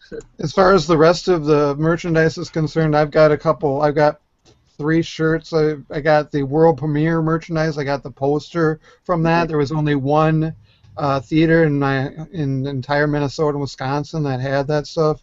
The poster's smaller than a regular poster. It's about half the size. Oh, yeah. But it's the actual poster art. I can't believe they haven't made that available. They could have sold tons of those. They've always made those available in the past. I mean, I've got the episode 1 with Jake Lloyd on it, still hanging in my room since episode 1 came out, pretty much. So Yeah. anyway, that's not available unless you're some Disney perk member. Mm-hmm. Are you planning to go to Disneyland anytime soon, Logan? Because of the changes with Star Tours and Hyperspace Mountain and all that kind of stuff. Yeah, I mean, I'd like to go sometime, but as far as actually going to Disneyland, I'm probably not like any time in the foreseeable future. Yeah, but I definitely want to. Mm-hmm. Have you guys gotten any of the like theater exclusive merchandise? Like you said, like I know Cinemark theaters have the 3D glasses. AMC has the exclusive posters, and Regal has tickets. I think they're supposed to be special. Have you guys No, gotten any of those? I just went to see the movie because it's expensive enough as it is. I mean, if you never noticed, I'm a cheapskate. I went to watch the matinee. That's how cheap I am. Well, So I'm lucky. I have $4 theater for at night at 7 or at 9:30 is $4 to get in. So. dang, man. Like normal ticket prices, like even for the matinee, it was like $6. Mm-hmm. But it's in the normal price to actually get in. Like opening night, I think was $11. I'm just like, no. I'll just wait for the matinee sometime later in the weekend. But yeah, I didn't bother with any of that merchandise. First piece of merchandise I got, of course, was the poster they handed out at J.J. Abrams' panel back in April. Yeah, I still got that hanging out. Let's see. Yep, it's still hanging behind the AT-AT. I see it. Yeah, you framed it even. Mine's not framed, but yeah. I brought mine to work. Nice. And then I didn't think I got anything between then and other than, I mean, I got a bunch of the magazines. They've been on everything. I mean, BB-8 was on the cover of Time magazine. There's Rolling Stone magazine. There's Wired. Trying to remember some of the others. Vanity Fair was a while back. Entertainment Weekly a couple different times. Yeah. I've got some of those, and I got the new Insider, which I haven't read yet. That it's all Force Awakens. Yeah. In terms of magazines, the only one I got was an Empire magazine that had a Kylo Ren, Hux, and Phasma on the cover. You haven't seen that one around here because that's a UK magazine. Yeah, I found it at Barnes & Noble, so. Oh, because okay. Barnes and Noble has their huge magazine section. But that was pretty cool. But in terms of like the theater stuff, I the first couple, or let's see, I saw it 3 times at a Cinemark theater, and I've never bought, because you have to buy separate the 3D glasses. They're like the Kylo Ren and Stormtrooper ones. But when I saw it in IMAX, I went to an AMC theater, so I got the Poe Dameron IMAX poster, which I don't have here in the room with me, but it's pretty cool. So I'm gonna frame that and put that somewhere here. Nice. Yeah. Because I have to frame the little one. I mean, that's the actual poster, and I'm not that happy with that poster because I thought Drew Struzan was going to do more than that little preview. I thought he was going to be the artist on the new poster, and he's not. And it's sort of like a Photoshop thing, but I still liked it enough to buy the shirt and the poster for it.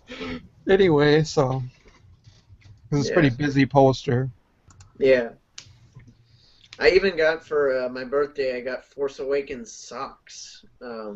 They came in a 2 set that had one pair is Kylo Ren, the other pair is Captain Phasma. Oh, jeez, yeah. The socks have to be the worst present you can ever receive. I remember, this is one of the worst presents I've ever received. I don't like getting clothes for Christmas. 2007, Christmas, I wanted a Bumblebee action figure from the new Transformers movie. I'm like, I love Bumblebee, I want a toy of him. My mom could not find the toy, so she just got me a Bumblebee t-shirt. From that day on, I'm like, Mom, no clothes. Period. No clothes for Christmas. And she's just like, okay, honey, I'll try. But seriously, I mean, that's the thing. Relating that to The Force Awakens, my mom, for Christmas, could not find Bumblebee anywhere. And just imagine for The Force Awakens, a kid wants a Rey action figure. You can't find it anywhere. Yeah, that's why Amazon's listing them at $50. Yeah, that's why Lego was the go-to thing for Star Wars toys this Christmas. Have you gone to stores and actually seen there is no Lego Star Wars stuff there anymore? It's all been sold. Everything.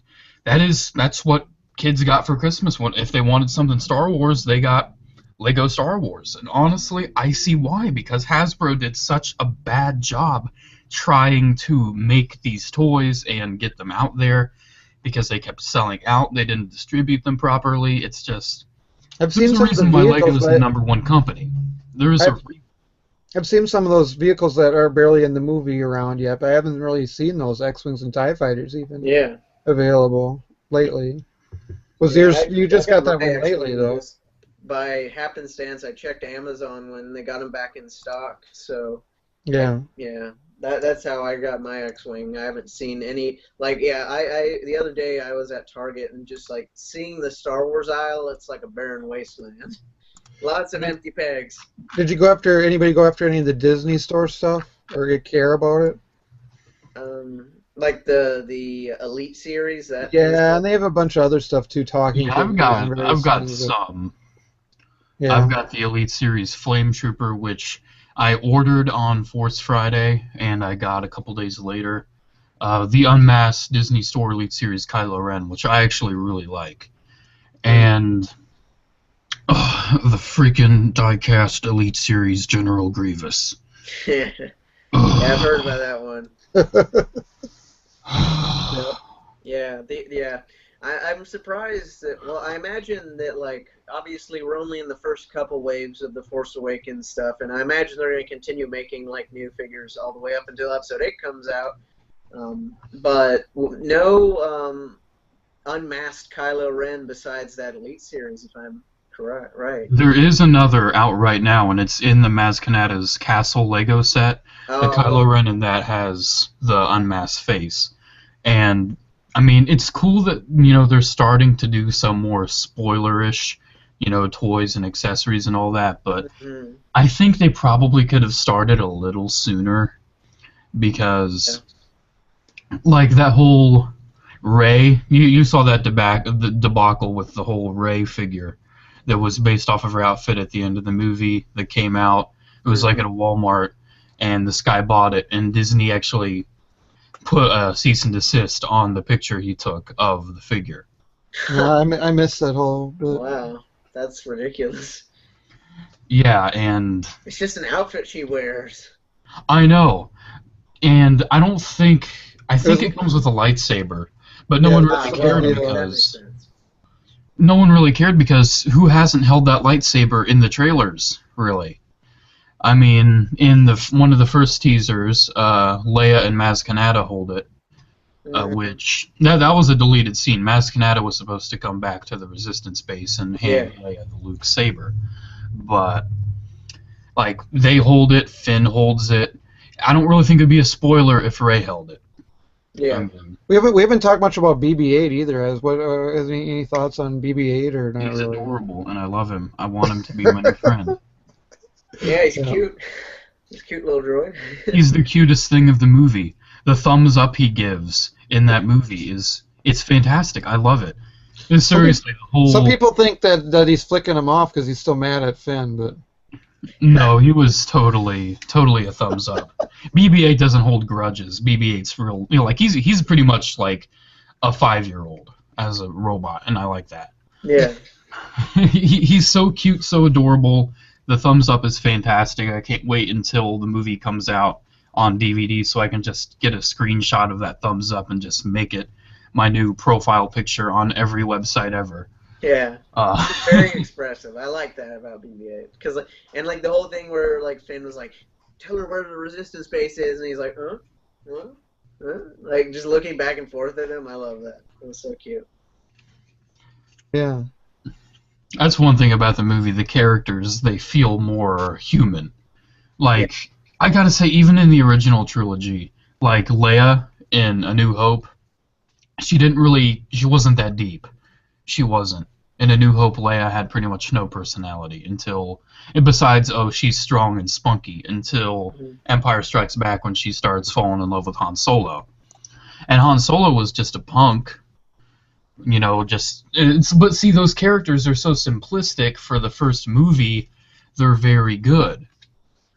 Like, that's the thing, people aren't comparing The Force Awakens to the original movies like they should. Mm-hmm. Just compare The Force Awakens to A New Hope, just A New Hope, without thinking about the whole Darth Vader being Luke's father, anything that happens to the characters after that. Just, if you compare them, they're pretty good next to each other. It seems like they both have their own starts.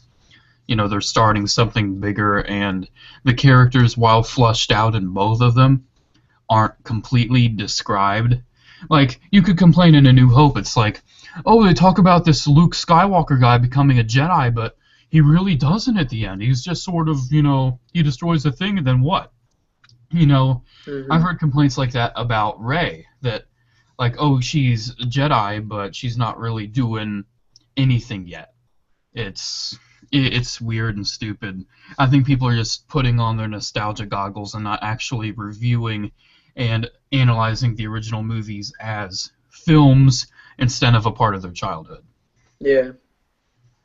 And another complaint, like going about like the whole like what people are complaining about. Another thing I heard is like people asking like, oh, how can Rey defeat Kylo Ren at the end? Like she's never even held a lightsaber before.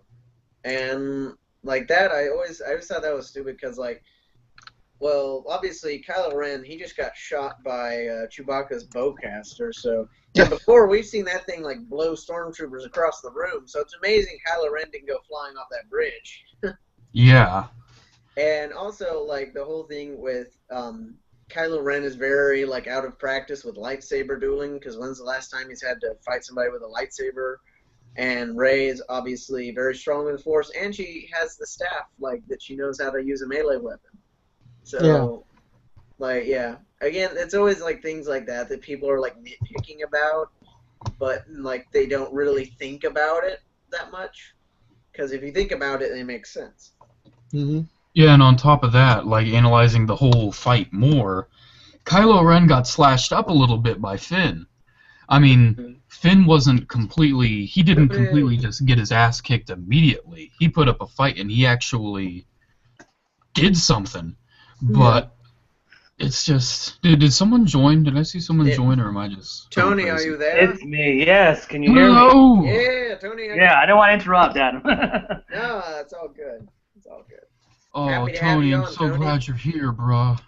What's going on, guys? I'm glad you're still going on. Yeah, we're going strong. What are you guys talking about? Everything The Force Awakens. Oh, I know. I went out to church and then lunch and went shopping. And I was trying to get some of the new Lego sets. Yeah. Yeah, And, I got I a ended few up of them. caving. I ended up caving and getting the Battle of Tokadana. You did get a new Lego set, Tony, today?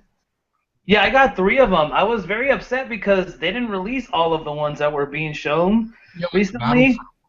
Like, I would say more than half of them were not released today. They only released the Force Awakens ones, and there was no battle packs for Battlefront. There were no OT Lego sets, and I picked up 3: Battle of Takodana, which I wasn't going to get, but then since I couldn't get any of the other Lego sets, I got that one.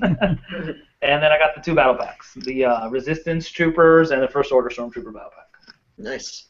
Yeah, I want to get the First Order Stormtrooper battle pack, because having the Battle of Takodana and just seeing the 2 Stormtroopers I've got, just seeing 4 of them would just be so cool. Oh yeah. I've built up quite the army so far with the sets that I picked up. Nice. So that was it. I mean, I didn't see anything else, unfortunately. No Black Series, nothing else out there. Yeah. But I was reading that, and I talked to the person at the Lego store that they said that they probably won't even release the other sets until February, which was Battle on Hoth one, Carbon Freezing Chamber was one of the other ones, Jedi Interceptor Obi-Wan's, quite a couple other battle packs for Battlefront. Pod. I was looking forward to the Escape Pod. Yes, the Jawas. I wanted the Jawas in that set. Same here. And but unfortunately they said that probably until next month or so. And I checked a couple of places and none of them had it. So every Star Wars fan was like, "What? Where are the other sets?" All these grown men lined up outside the Lego store this morning. Nice. Were they only supposed to be released today? Because I've seen those little battle packs already before today. Which ones? The Resistance and the Stormtroopers. I seen those like a couple weeks ago. I saw them at Target earlier this week or somewhere, but they wouldn't sell them to me. They said that they weren't supposed to be out there. Yeah, my brother works at Target, and Target has a strict no before street date policy. Thankfully, though, I saw the Battle of Tokadana at Toys R Us yesterday before the release date, and it actually did not supposed to be released until January 1st, and they was just like, screw it, and just sold it to me. Thankfully. Well, good. They wouldn't sell it. I was so sad. I was like, but I got them today. A lot of people were going in for the Ghostbusters headquarters set that was released today. Like tons of people were just buying that set left and right. They're like, "Do you have any more back in stock?" And I think it's like a $500 set too. I know. Who can afford that? I can't. So I'm missing a lot of plastic. That money. A lot of Lego. Yeah, a lot of plastic probably being swiped today for that set. And other lines came out today. The Batman versus Superman Lego set, some other ones that people were picking up. But and then they released all the buildable Force Awakens figures, which I'm not a big fan of, but they had all 5 of them. Rey was actually the one that was being picked up left and right. She was probably the most popular buildable figure. Really? Yeah, I think she's actually the cheapest. I think she's the cheapest. That might be why. Yeah. Well, she's also the main character. Yeah. That's what I was thinking. And Phasma was probably second best. Second best. I know. People the still Kylo love Ren's the one Phasma. I want for that. Yeah, we had a little talk earlier about Phasma's Being a waste. in the movie. The Boba Fett of the new. Yeah. And she's not even as cool as a Boba Fett. No, not as cool, but. And she doesn't even put up a fight. For real. She could have at least the whole time when I'm going off on a tangent here about Phasma, but it's okay. when the whole when they've got her Finn's got the blaster to her and they're telling her to lower the shields, he looks away for a good solid few seconds. And I'm like, well, Phasma, she's a soldier, shouldn't she try and take advantage of that opportunity or something? But no, she's okay, I'll lower the shield. You don't mess with a Wookiee, I guess. Yeah. So Tony, how many times have you seen Force Awakens? 3 times. Saw it the third time on Wednesday with my nephews. We went to go. I saw it with my wife the first time. Second time I went with my brother-in-law, and then I saw it Wednesday with my nephews. And I might see it one more time because we got a gift certificate for one of those. I forget what they're called. The gold service movie theaters where they serve you food and drink. Oh, I've heard about that. Yeah. My wife and I got a gift certificate, so. I don't know if she wants to go see it a second time. But, if I see it a 4th time, great. If not, I think I'm good at 3. So, 3 times. Once in 3D and twice in 2D. So. 3 times it drops the way down. I actually appreciated it a lot more the 3rd time and got a little bit more. I don't know why. I even got a little emotional during, some of the scenes. Yeah. And this is a spoiler live show. We can talk about. Okay. Yeah, when Han Solo gets killed by his son Kylo Ren. That a little bit, but I think more so because Chewie lost his boy. Yeah. I think that's what hurt me more. Yeah. Oh. That was a little bit more emotional to me than Han being killed by his own son. Yeah. Just seeing Chewie, because we've seen that relationship that he has with Chewie, for over 3 movies and of course expanded universe. So that kind of hit me a little bit more this time because I was like, he just lost his best friend. And then when Leia and Han are hugging, at the beginning of the film, because it's going to happen. He's like, this is their last moment. Mm-hmm. So that got to me a little bit more this time than the first and second time that I'd seen it. Yeah. But I did appreciate the movie a little bit more. But overall, I did like the movie. You guys probably talked about how it was just a lot of recycled bits, which I understand some of the reasons that Disney did it.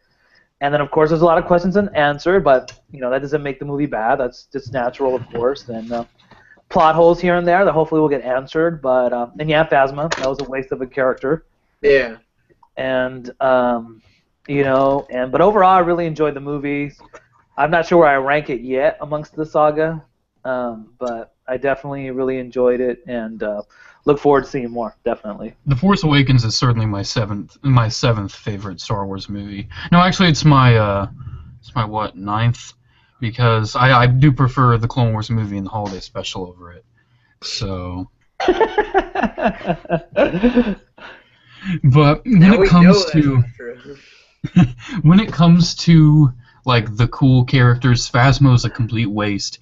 But how about Traitor, guys? Oh my God! Traitor.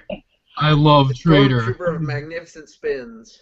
He's the best character. He died for our spins, man. Oh my God. Number 1 reason I bought the Maz Kanata's Castle Lego set because it comes with the Lego Traitor. Traitor. It's interesting that they used just a random stormtrooper. I don't know if they haven't even given him a number, or maybe they probably did by now. But instead of, why didn't they have that be Phasma's bit? I know, right? At least then she could have done something. She wasn't even there. I mean, as far as I know. Oh. Yeah, she was just chilling on Starkiller Base. She was looking pretty, holding her gun.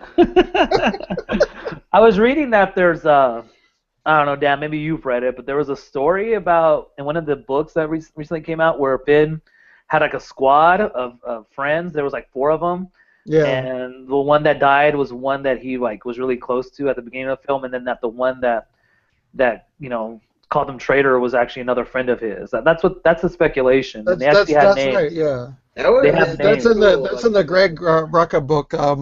It's called Before the Awakening. Yes. And it also explains a little more about the Resistance versus the New Republic, and that's in the Poe story in that book. So that in the visual dictionary, it's fortunate or unfortunate that this movie needs a little supplemental material to make it a little better, but it's just a great movie without it. But it does bring a few things more to the table, so to speak, when you read. It needs background. Yeah. Well, it's not like the original trilogy didn't have any background. I mean, there's a whole thing called a giant expanded universe that there was.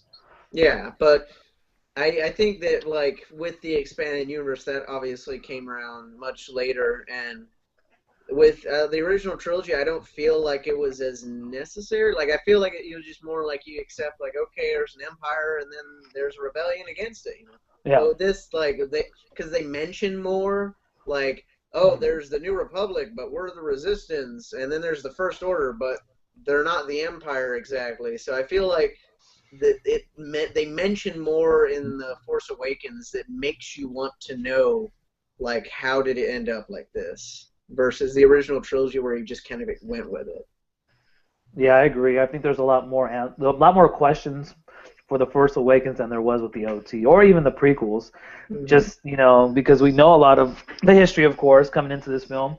Yeah. So we have a lot more questions. And I think I kind of got to disagree there because the original trilogy did have questions, and the whole prequel trilogy is the answer to those questions, and pretty much it's so ingrained within us now that we don't really even ever think of asking those questions.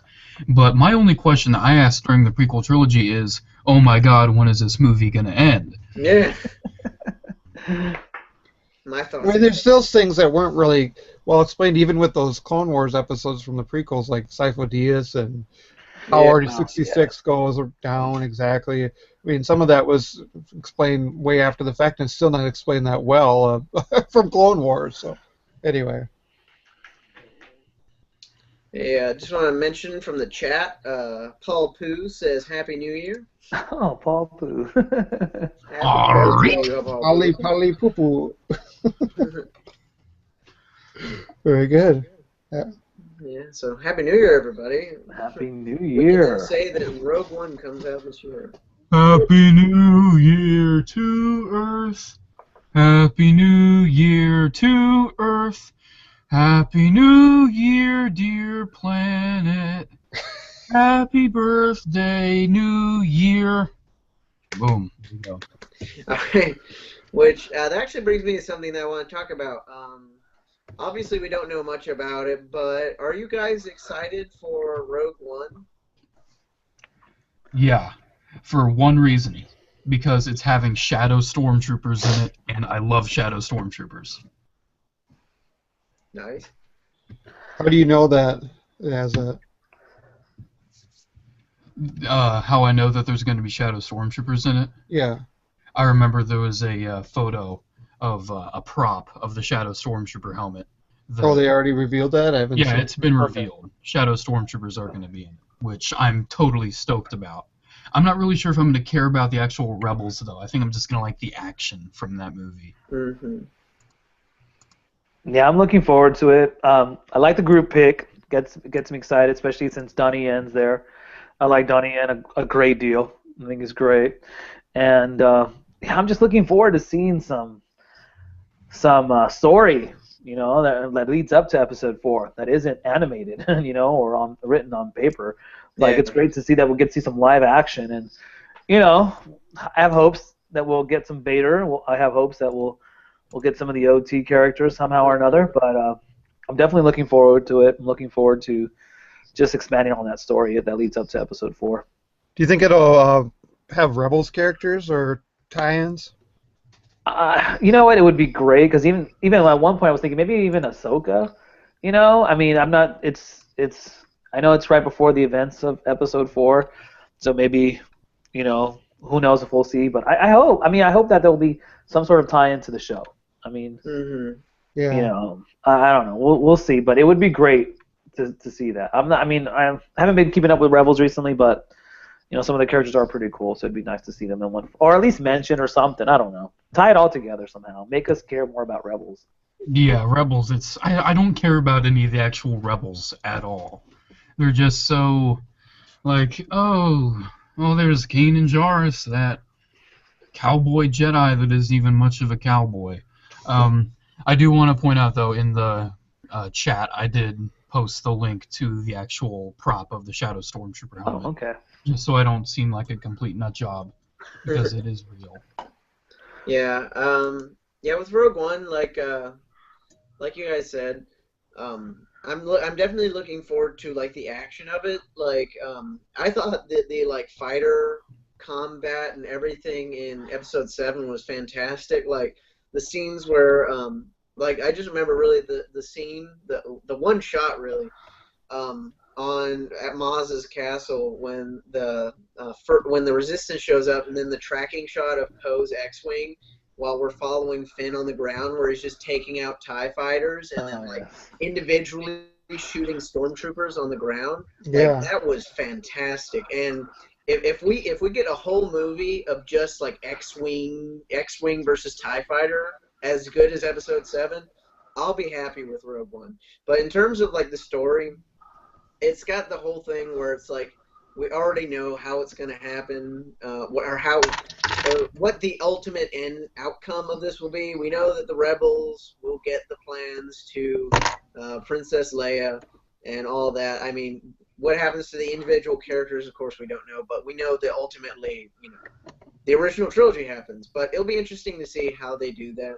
And with the whole Rebels tie-in, that'll be interesting to see if they do that. But really, I'm excited just to see like classic stormtroopers and maybe even Vader, except for with like surrounded by modern film effects and stuff like that. That would be really cool. Yeah, it'll be really strange if they recreate the Death Star like interiors and how they'll exactly do that. They can't exactly have Tarkin in it. Yeah, that's true. Yeah, it'll be interesting to see what the villain is. I mean, it more likely won't be Vader. It might be like I was thinking maybe High Hope, some sort of Emperor's Hand or some sort of secret apprentice that of course isn't canon. It'll be interesting to see what happens. Will there be any Jedi in it? Because I just as much as I love Star Wars, I can't picture a Star Wars film without the Jedi's and Sith and whatnot. So it'll be interesting to see whether or not there'll be some sort of lost Jedi or any survivors from Order 66. That's something I was kind of hoping too, that we might be able to get like one rogue Jedi or something, and maybe we'll get to see Vader or some sort of secret apprentice or whatnot. Because it's great that the group shot of the characters look very interesting. I'm excited to see what they can do, but it just, to me, it seems like there's got to be some Jedi action. Maybe Snoke will be the secret apprentice in Rogue One. Maybe. Did you guys talk about Snoke? We talked a little bit about Snoke, but what do you have to say about him?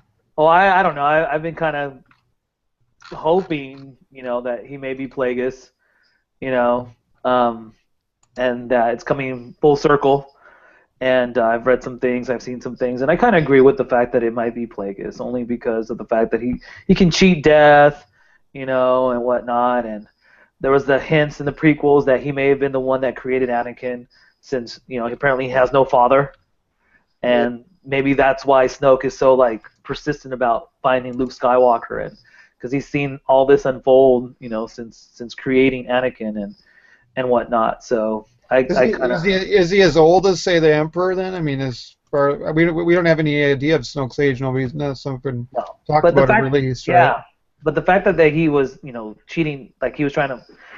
I know that they mentioned in the film more so in the book, but I know the book's not canon anymore. But just the fact that he was really trying to come up with ways to cheat death and live longer, So, that's another thing that made me think. Well, maybe it is Plagueis, and Plagueis is similar to the character's design of Snoke.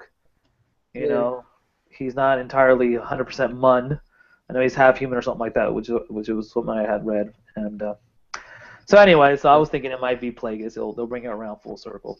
Yeah, it's interesting. Yeah, it's an interesting idea. Like seeing if they use Rogue One as a way to give some back history on Snoke / Plagueis / whoever he is. I get what you're saying, Tony, about like it wouldn't really be a proper Star Wars movie without some lightsaber showing up.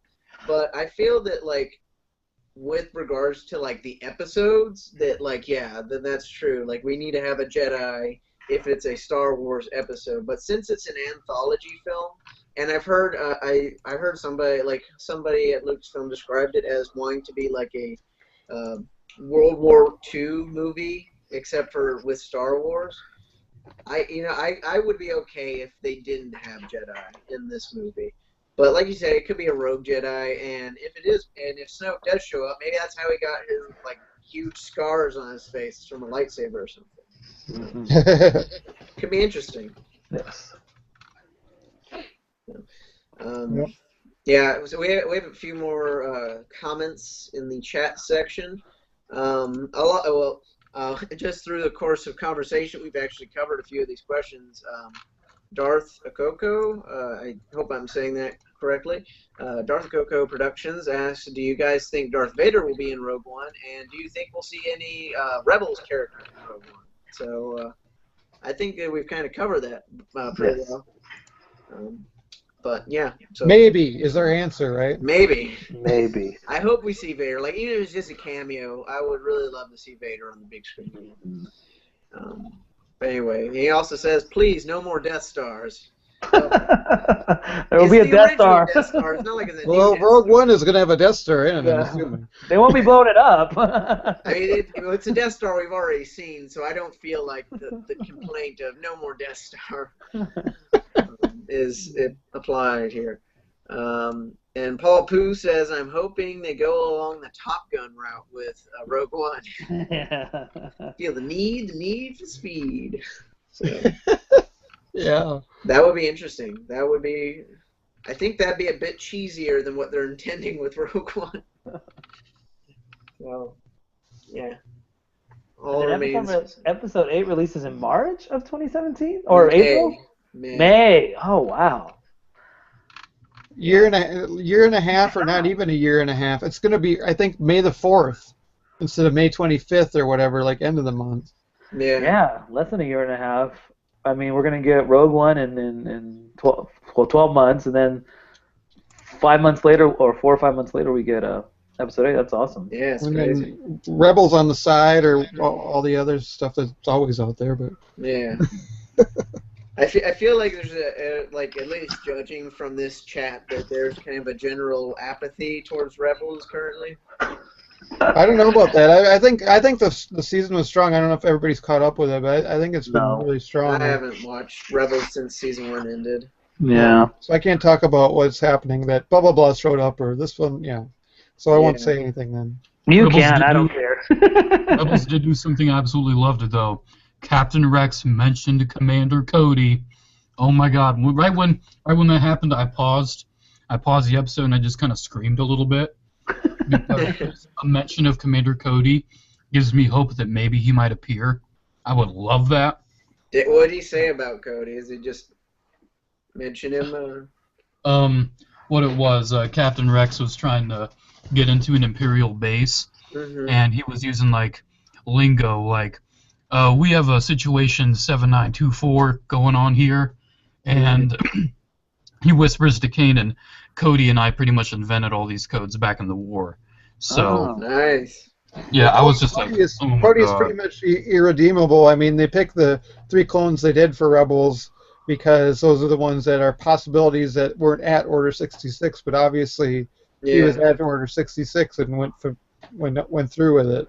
Yeah. Well, who knows? Cody and Rex were friends, and if Rex mentioned to Cody like that, then they probably were still friends after the war. So, because I think they discharged every clone trooper. Maybe Cody's just living somewhere, and he just decided to go on his own way, and maybe Rex might try to recruit Cody or something. I don't know, but I love Cody. Are you saying shortly after? That's not even known either, is it anymore? Shortly after Order 66. The clones were not used anymore, or the clones were used for a little bit. Yeah. Rex was a part of the Empire, but the Empire discharged the clones because of their rapid aging. They were kind of becoming a little obsolete. So. Yeah. Because that pretty much makes sense. In Rebels, they left Gregor and Wolf just sort of hanging out too, as far as I can tell. They didn't. I mean, Rex gets to be part of the crew. Yeah, I don't know where Gregor and Wolf are. I know they put Wolf in there just because Dave Filoni likes Wolf. That's the only reason he's there. And Gregor's probably only there just because Dave Filoni likes Gregor. So it's just whatever Dave Filoni feels like. Yeah. That's what drives. That's what drove a lot of Ahsoka the wars and a lot of. It has felt like this season has been Clone Wars season 7 a bit with. Any Embo? I know he likes Embo a lot. Yeah, not Embo yet, but there's What about Cad Constable Zuvio is Embo. Yeah, they're the same species, so at least they gave us that, even though he's not in the movie. You didn't see Constable Zuvio in the movie? Do you own a Constable Zuvio, Tony? I do. It's actually one of my favorite Black Series figures. I thought it was great, and then and then when I found out he was the same species as Embo, I fell in love with the character even more. And he's not in the film, so hopefully we'll get deleted scenes or get to see. We probably won't get to see him anymore, but at least maybe when the Blu-ray releases, they might put in those deleted scene where him and his fellow I forget the name of the species. Or they could wait like 25 years like they did with the original trilogy. We won't see those deleted scenes till like 2035 or something like that. So, but yes, I'm a fan of Zuvio, but yeah, it was a shame that we didn't get to see I don't know what you're talking about, though. I saw him in the movie. Did you not see that scene? It was at the very end where Rey's climbing up the rocks, and she holds out the lightsaber, and Constable Zuvio turns around and just kind of stares at her for a little bit, and that's how the movie ends. You didn't see that? No, didn't see that. I missed that part. I must have blinked. Did you guys watch the same movie? Did you guys at least see it with Rebels? Darth Plagueis. Did you guys at least see Rebels Siege of Lothal, the one from last summer? Yeah. I've watched all the Rebels. I'm all caught No, up I have on it. not. I'm just like Logan. I haven't seen it since the season finale of the first of season 1. And that was my favorite show. That was my favorite episode of the entire series. Like I didn't like any of it except for that last episode. It gets better in my opinion. Yeah. Especially Siege of Lothal with Vader is highly featured. Yeah. You need to see that. Yeah. I'll get on it. I'll have to catch up on it sooner or later. Yeah. I would say another one of the best is that we can't that in future anthology movies and stuff, we can have Vader exactly as he was, because obviously James Earl Jones is the only real identifiable actor. So I mean, David Prowse, he's just the guy in the suit, really. So we can still have Vader exactly as he was. We don't have to worry about him looking old or anything. Exactly.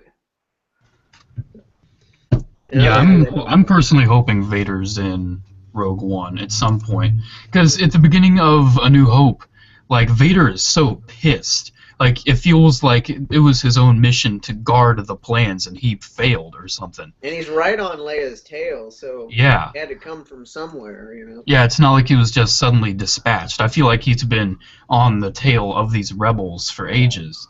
I don't like the idea in Star Wars Rebels that there's all these Inquisitors. I liked one Inquisitor, but more than one, it's just kind of stupid.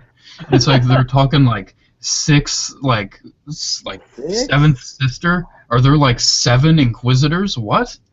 Or seven female and 5 male, or more than that? And, I know, it's insane. But what's the name of the guy? Fifth brother. He's Fifth the fifth brother. Fifth brother. That's the guy's name. Yeah, and the first Inquisitor was the Grand Inquisitor. He was kind of the master of all of them. The one we saw in season 1? Yeah. So, yeah, makes you think. Where the other, who knows how many? And Filoni said, too, that the Inquisitor, the Grand Inquisitor we've seen in Clone Wars, well, nobody seems to really figure out where that's all at. We saw the Grand Inquisitor in Clone Wars? Yeah, he's in an episode of Clone Wars, according to Filoni. So. The one that we got in season 1? Yes. What? That's crazy. That's interesting. I'm going to Wikipedia right now. I'm going to see. Wikipedia. Did you guys see that that reference to Maz Kanata in episode 1? What? Yeah. There's like a statue of her. There's a statue of Maz Kanata in Anakin's home in episode 1.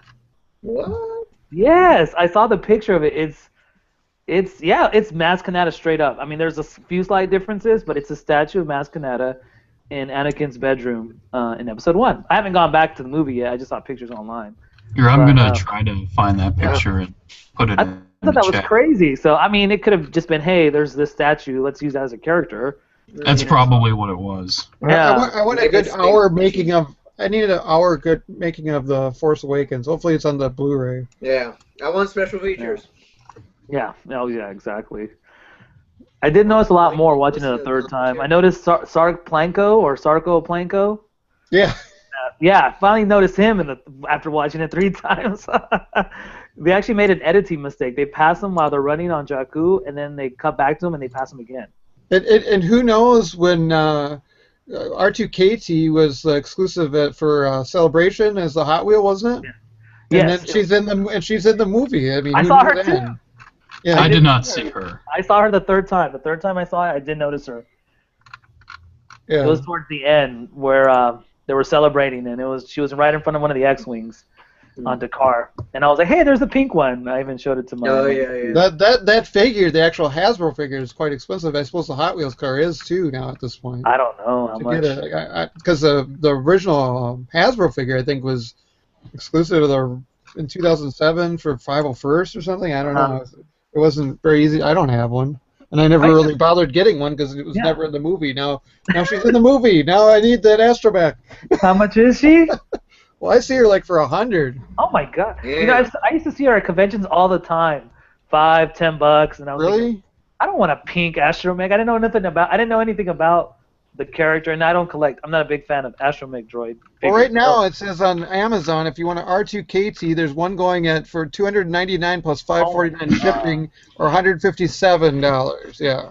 I'm on Amazon. I mean, I'm not on Amazon. I'm on eBay right now. Both the Hot Wheels and the action figure of R2KT are close to $100, 75 to 100. At least, yeah. The car is that much now? The car is that much now.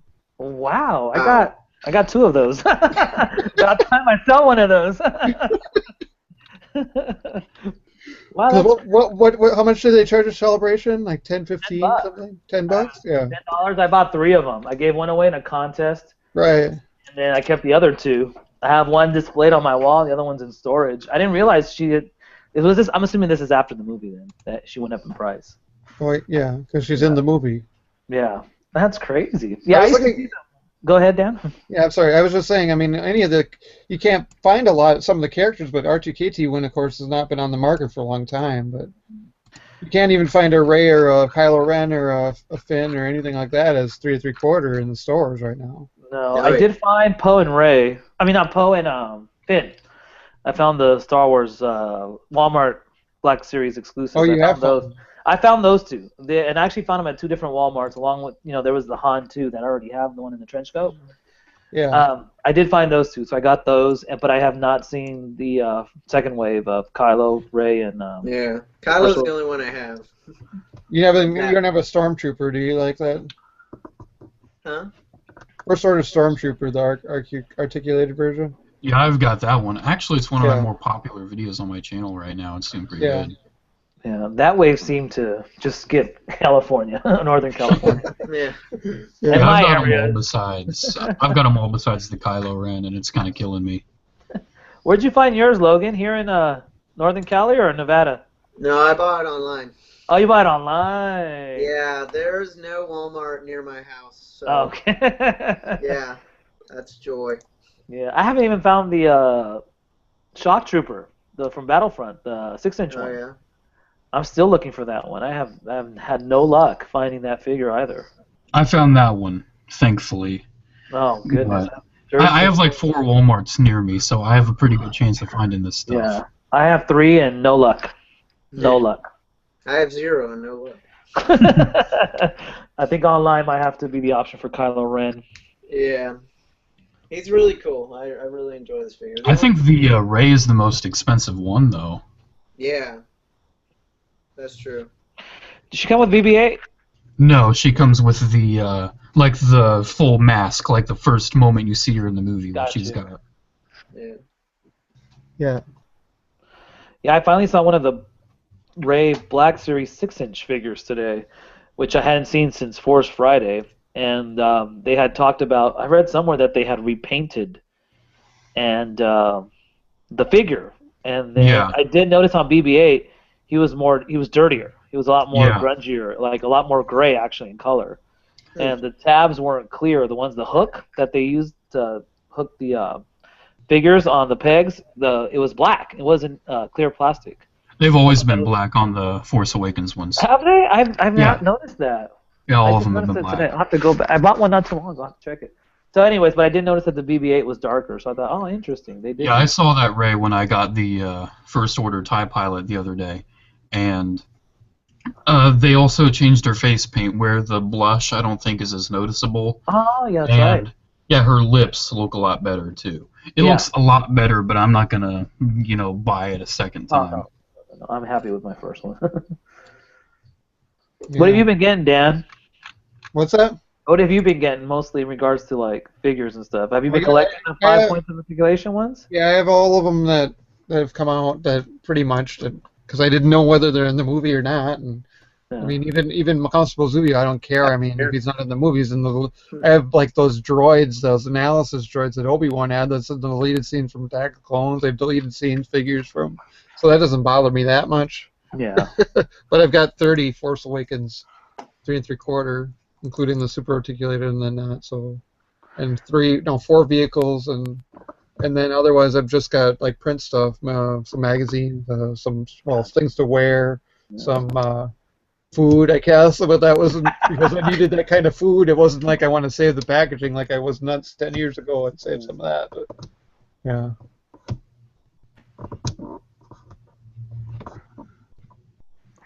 I've been mostly like just in regards to the Lego sets, been pretty much picking up all of them except for the Millennium Falcon and the TIE Fighter because they were just way too pricey. How much is the new Falcon? 150 bucks. Wow. Yeah, I'm not sure how many pieces. I think it has about 1,400 pieces, so it's not too expensive. But like the TIE Fighter has, because they usually go by the 10 cents per piece ratio. That's like a good price Lego set. Okay. TIE Fighter is $20 over what it should be because that only has about 500 pieces and it sells for 70. Ouch. Yeah, but even the Battle of Takodana, which hurt, I don't know if it hurt you, Adam. 400 pieces, $60. Yeah, it's really overpriced, but after I built it, it's a lot heavier than other $40 sets I got ages ago. I think it's like Is it bigger pieces? Yeah, I think it's the weight of the pieces. I think saying. that's how Lego prices their stuff. Yeah. Because I was able to get a Kylo Ren shuttle recently for 80, and it's priced for 120. So I was like, yes, I'll do $80 for a 1,000-piece set, and so I was able to pick that one up, and it's a really good ship. It's just the wings don't angle outward.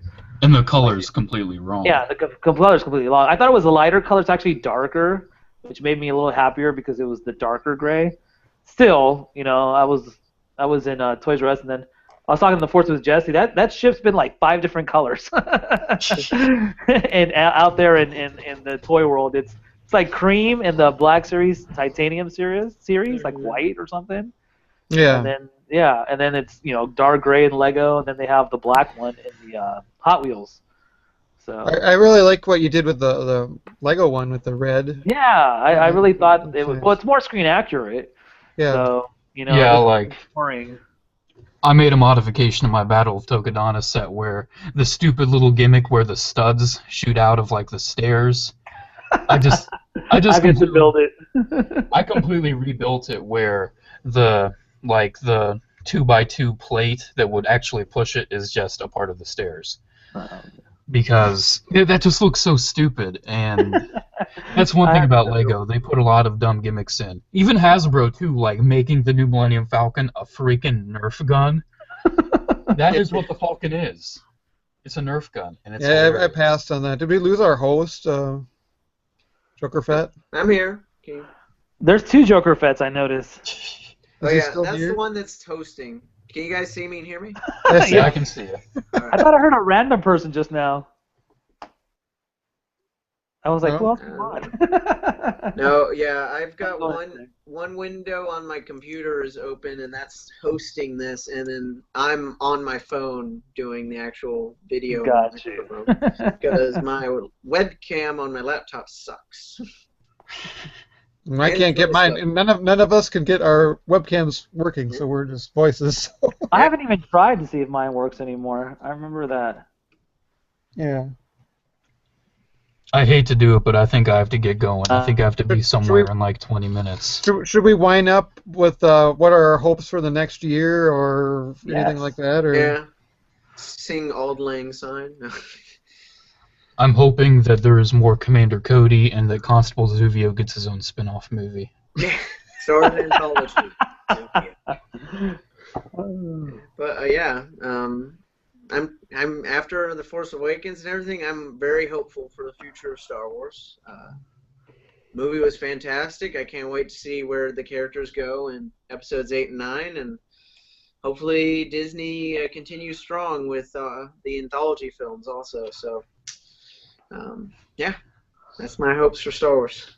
Dear Disney, may you please do a Commander Cody anthology film? My hopes, I'd say, is I want the comic book to jump ahead and go after Return of the Jedi, and I mean, because it's not that many issues they could get to before the next episode 8, and I hope they have a little more books or things like that in between, and I want a Han, Luke, and Leia from Force Awakens figures. Yeah.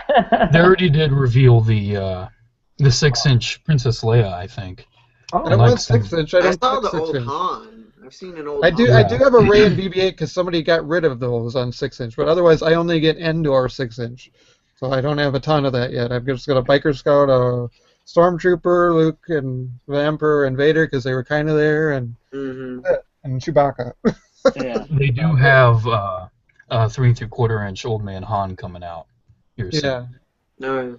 For now, it doesn't look right, but he's there anyway. I have Kingdom of the Crystal Skull, Indiana Jones, and I put a Han Solo vest on him.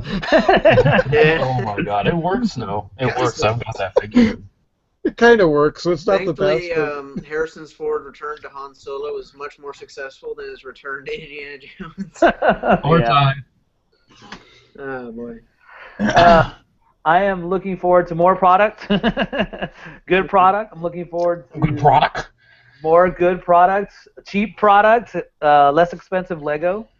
But I'll probably end up buying it anyway. More Black Series. I'm looking forward to actually finding some super articulated Walmart figures in regards to Star Wars. I mean, the thirst has been quenched for now since we got Force Awakens. I'm definitely looking for Rogue One.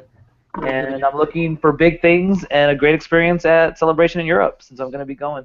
So. Nice. I'm sorry, Tony. I'm sorry, Tony, but most of those wishes are just not going to happen. Celebration's happening. You're Well, I doubt Walmart's going to. You're going just part of the time, right? Part time, just one What's day. that? I'm going one day. Yeah, I'm going to be there a week in Europe, but we're only going to be in London for a few days and only one day. I don't think I can convince my wife for all 3 days. Gonna meet up with the UK Star Wars crew. Yeah, that'd be cool. I hope I can. You know, I mean, I'll be there one day. If you see Daniel East 1000, tell him I say hi. Okay. And that he is a legend.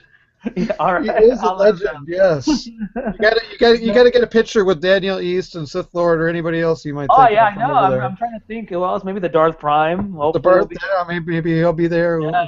So we'll see. I mean, that's pretty sad. That's gonna happen, and me finding super articulated Walmart figures probably won't happen. You're more likely to go to Europe in the 10th celebration than find super articulated figures at Walmart. So, but anyway, that's what definitely the big thing I'm looking forward to this year.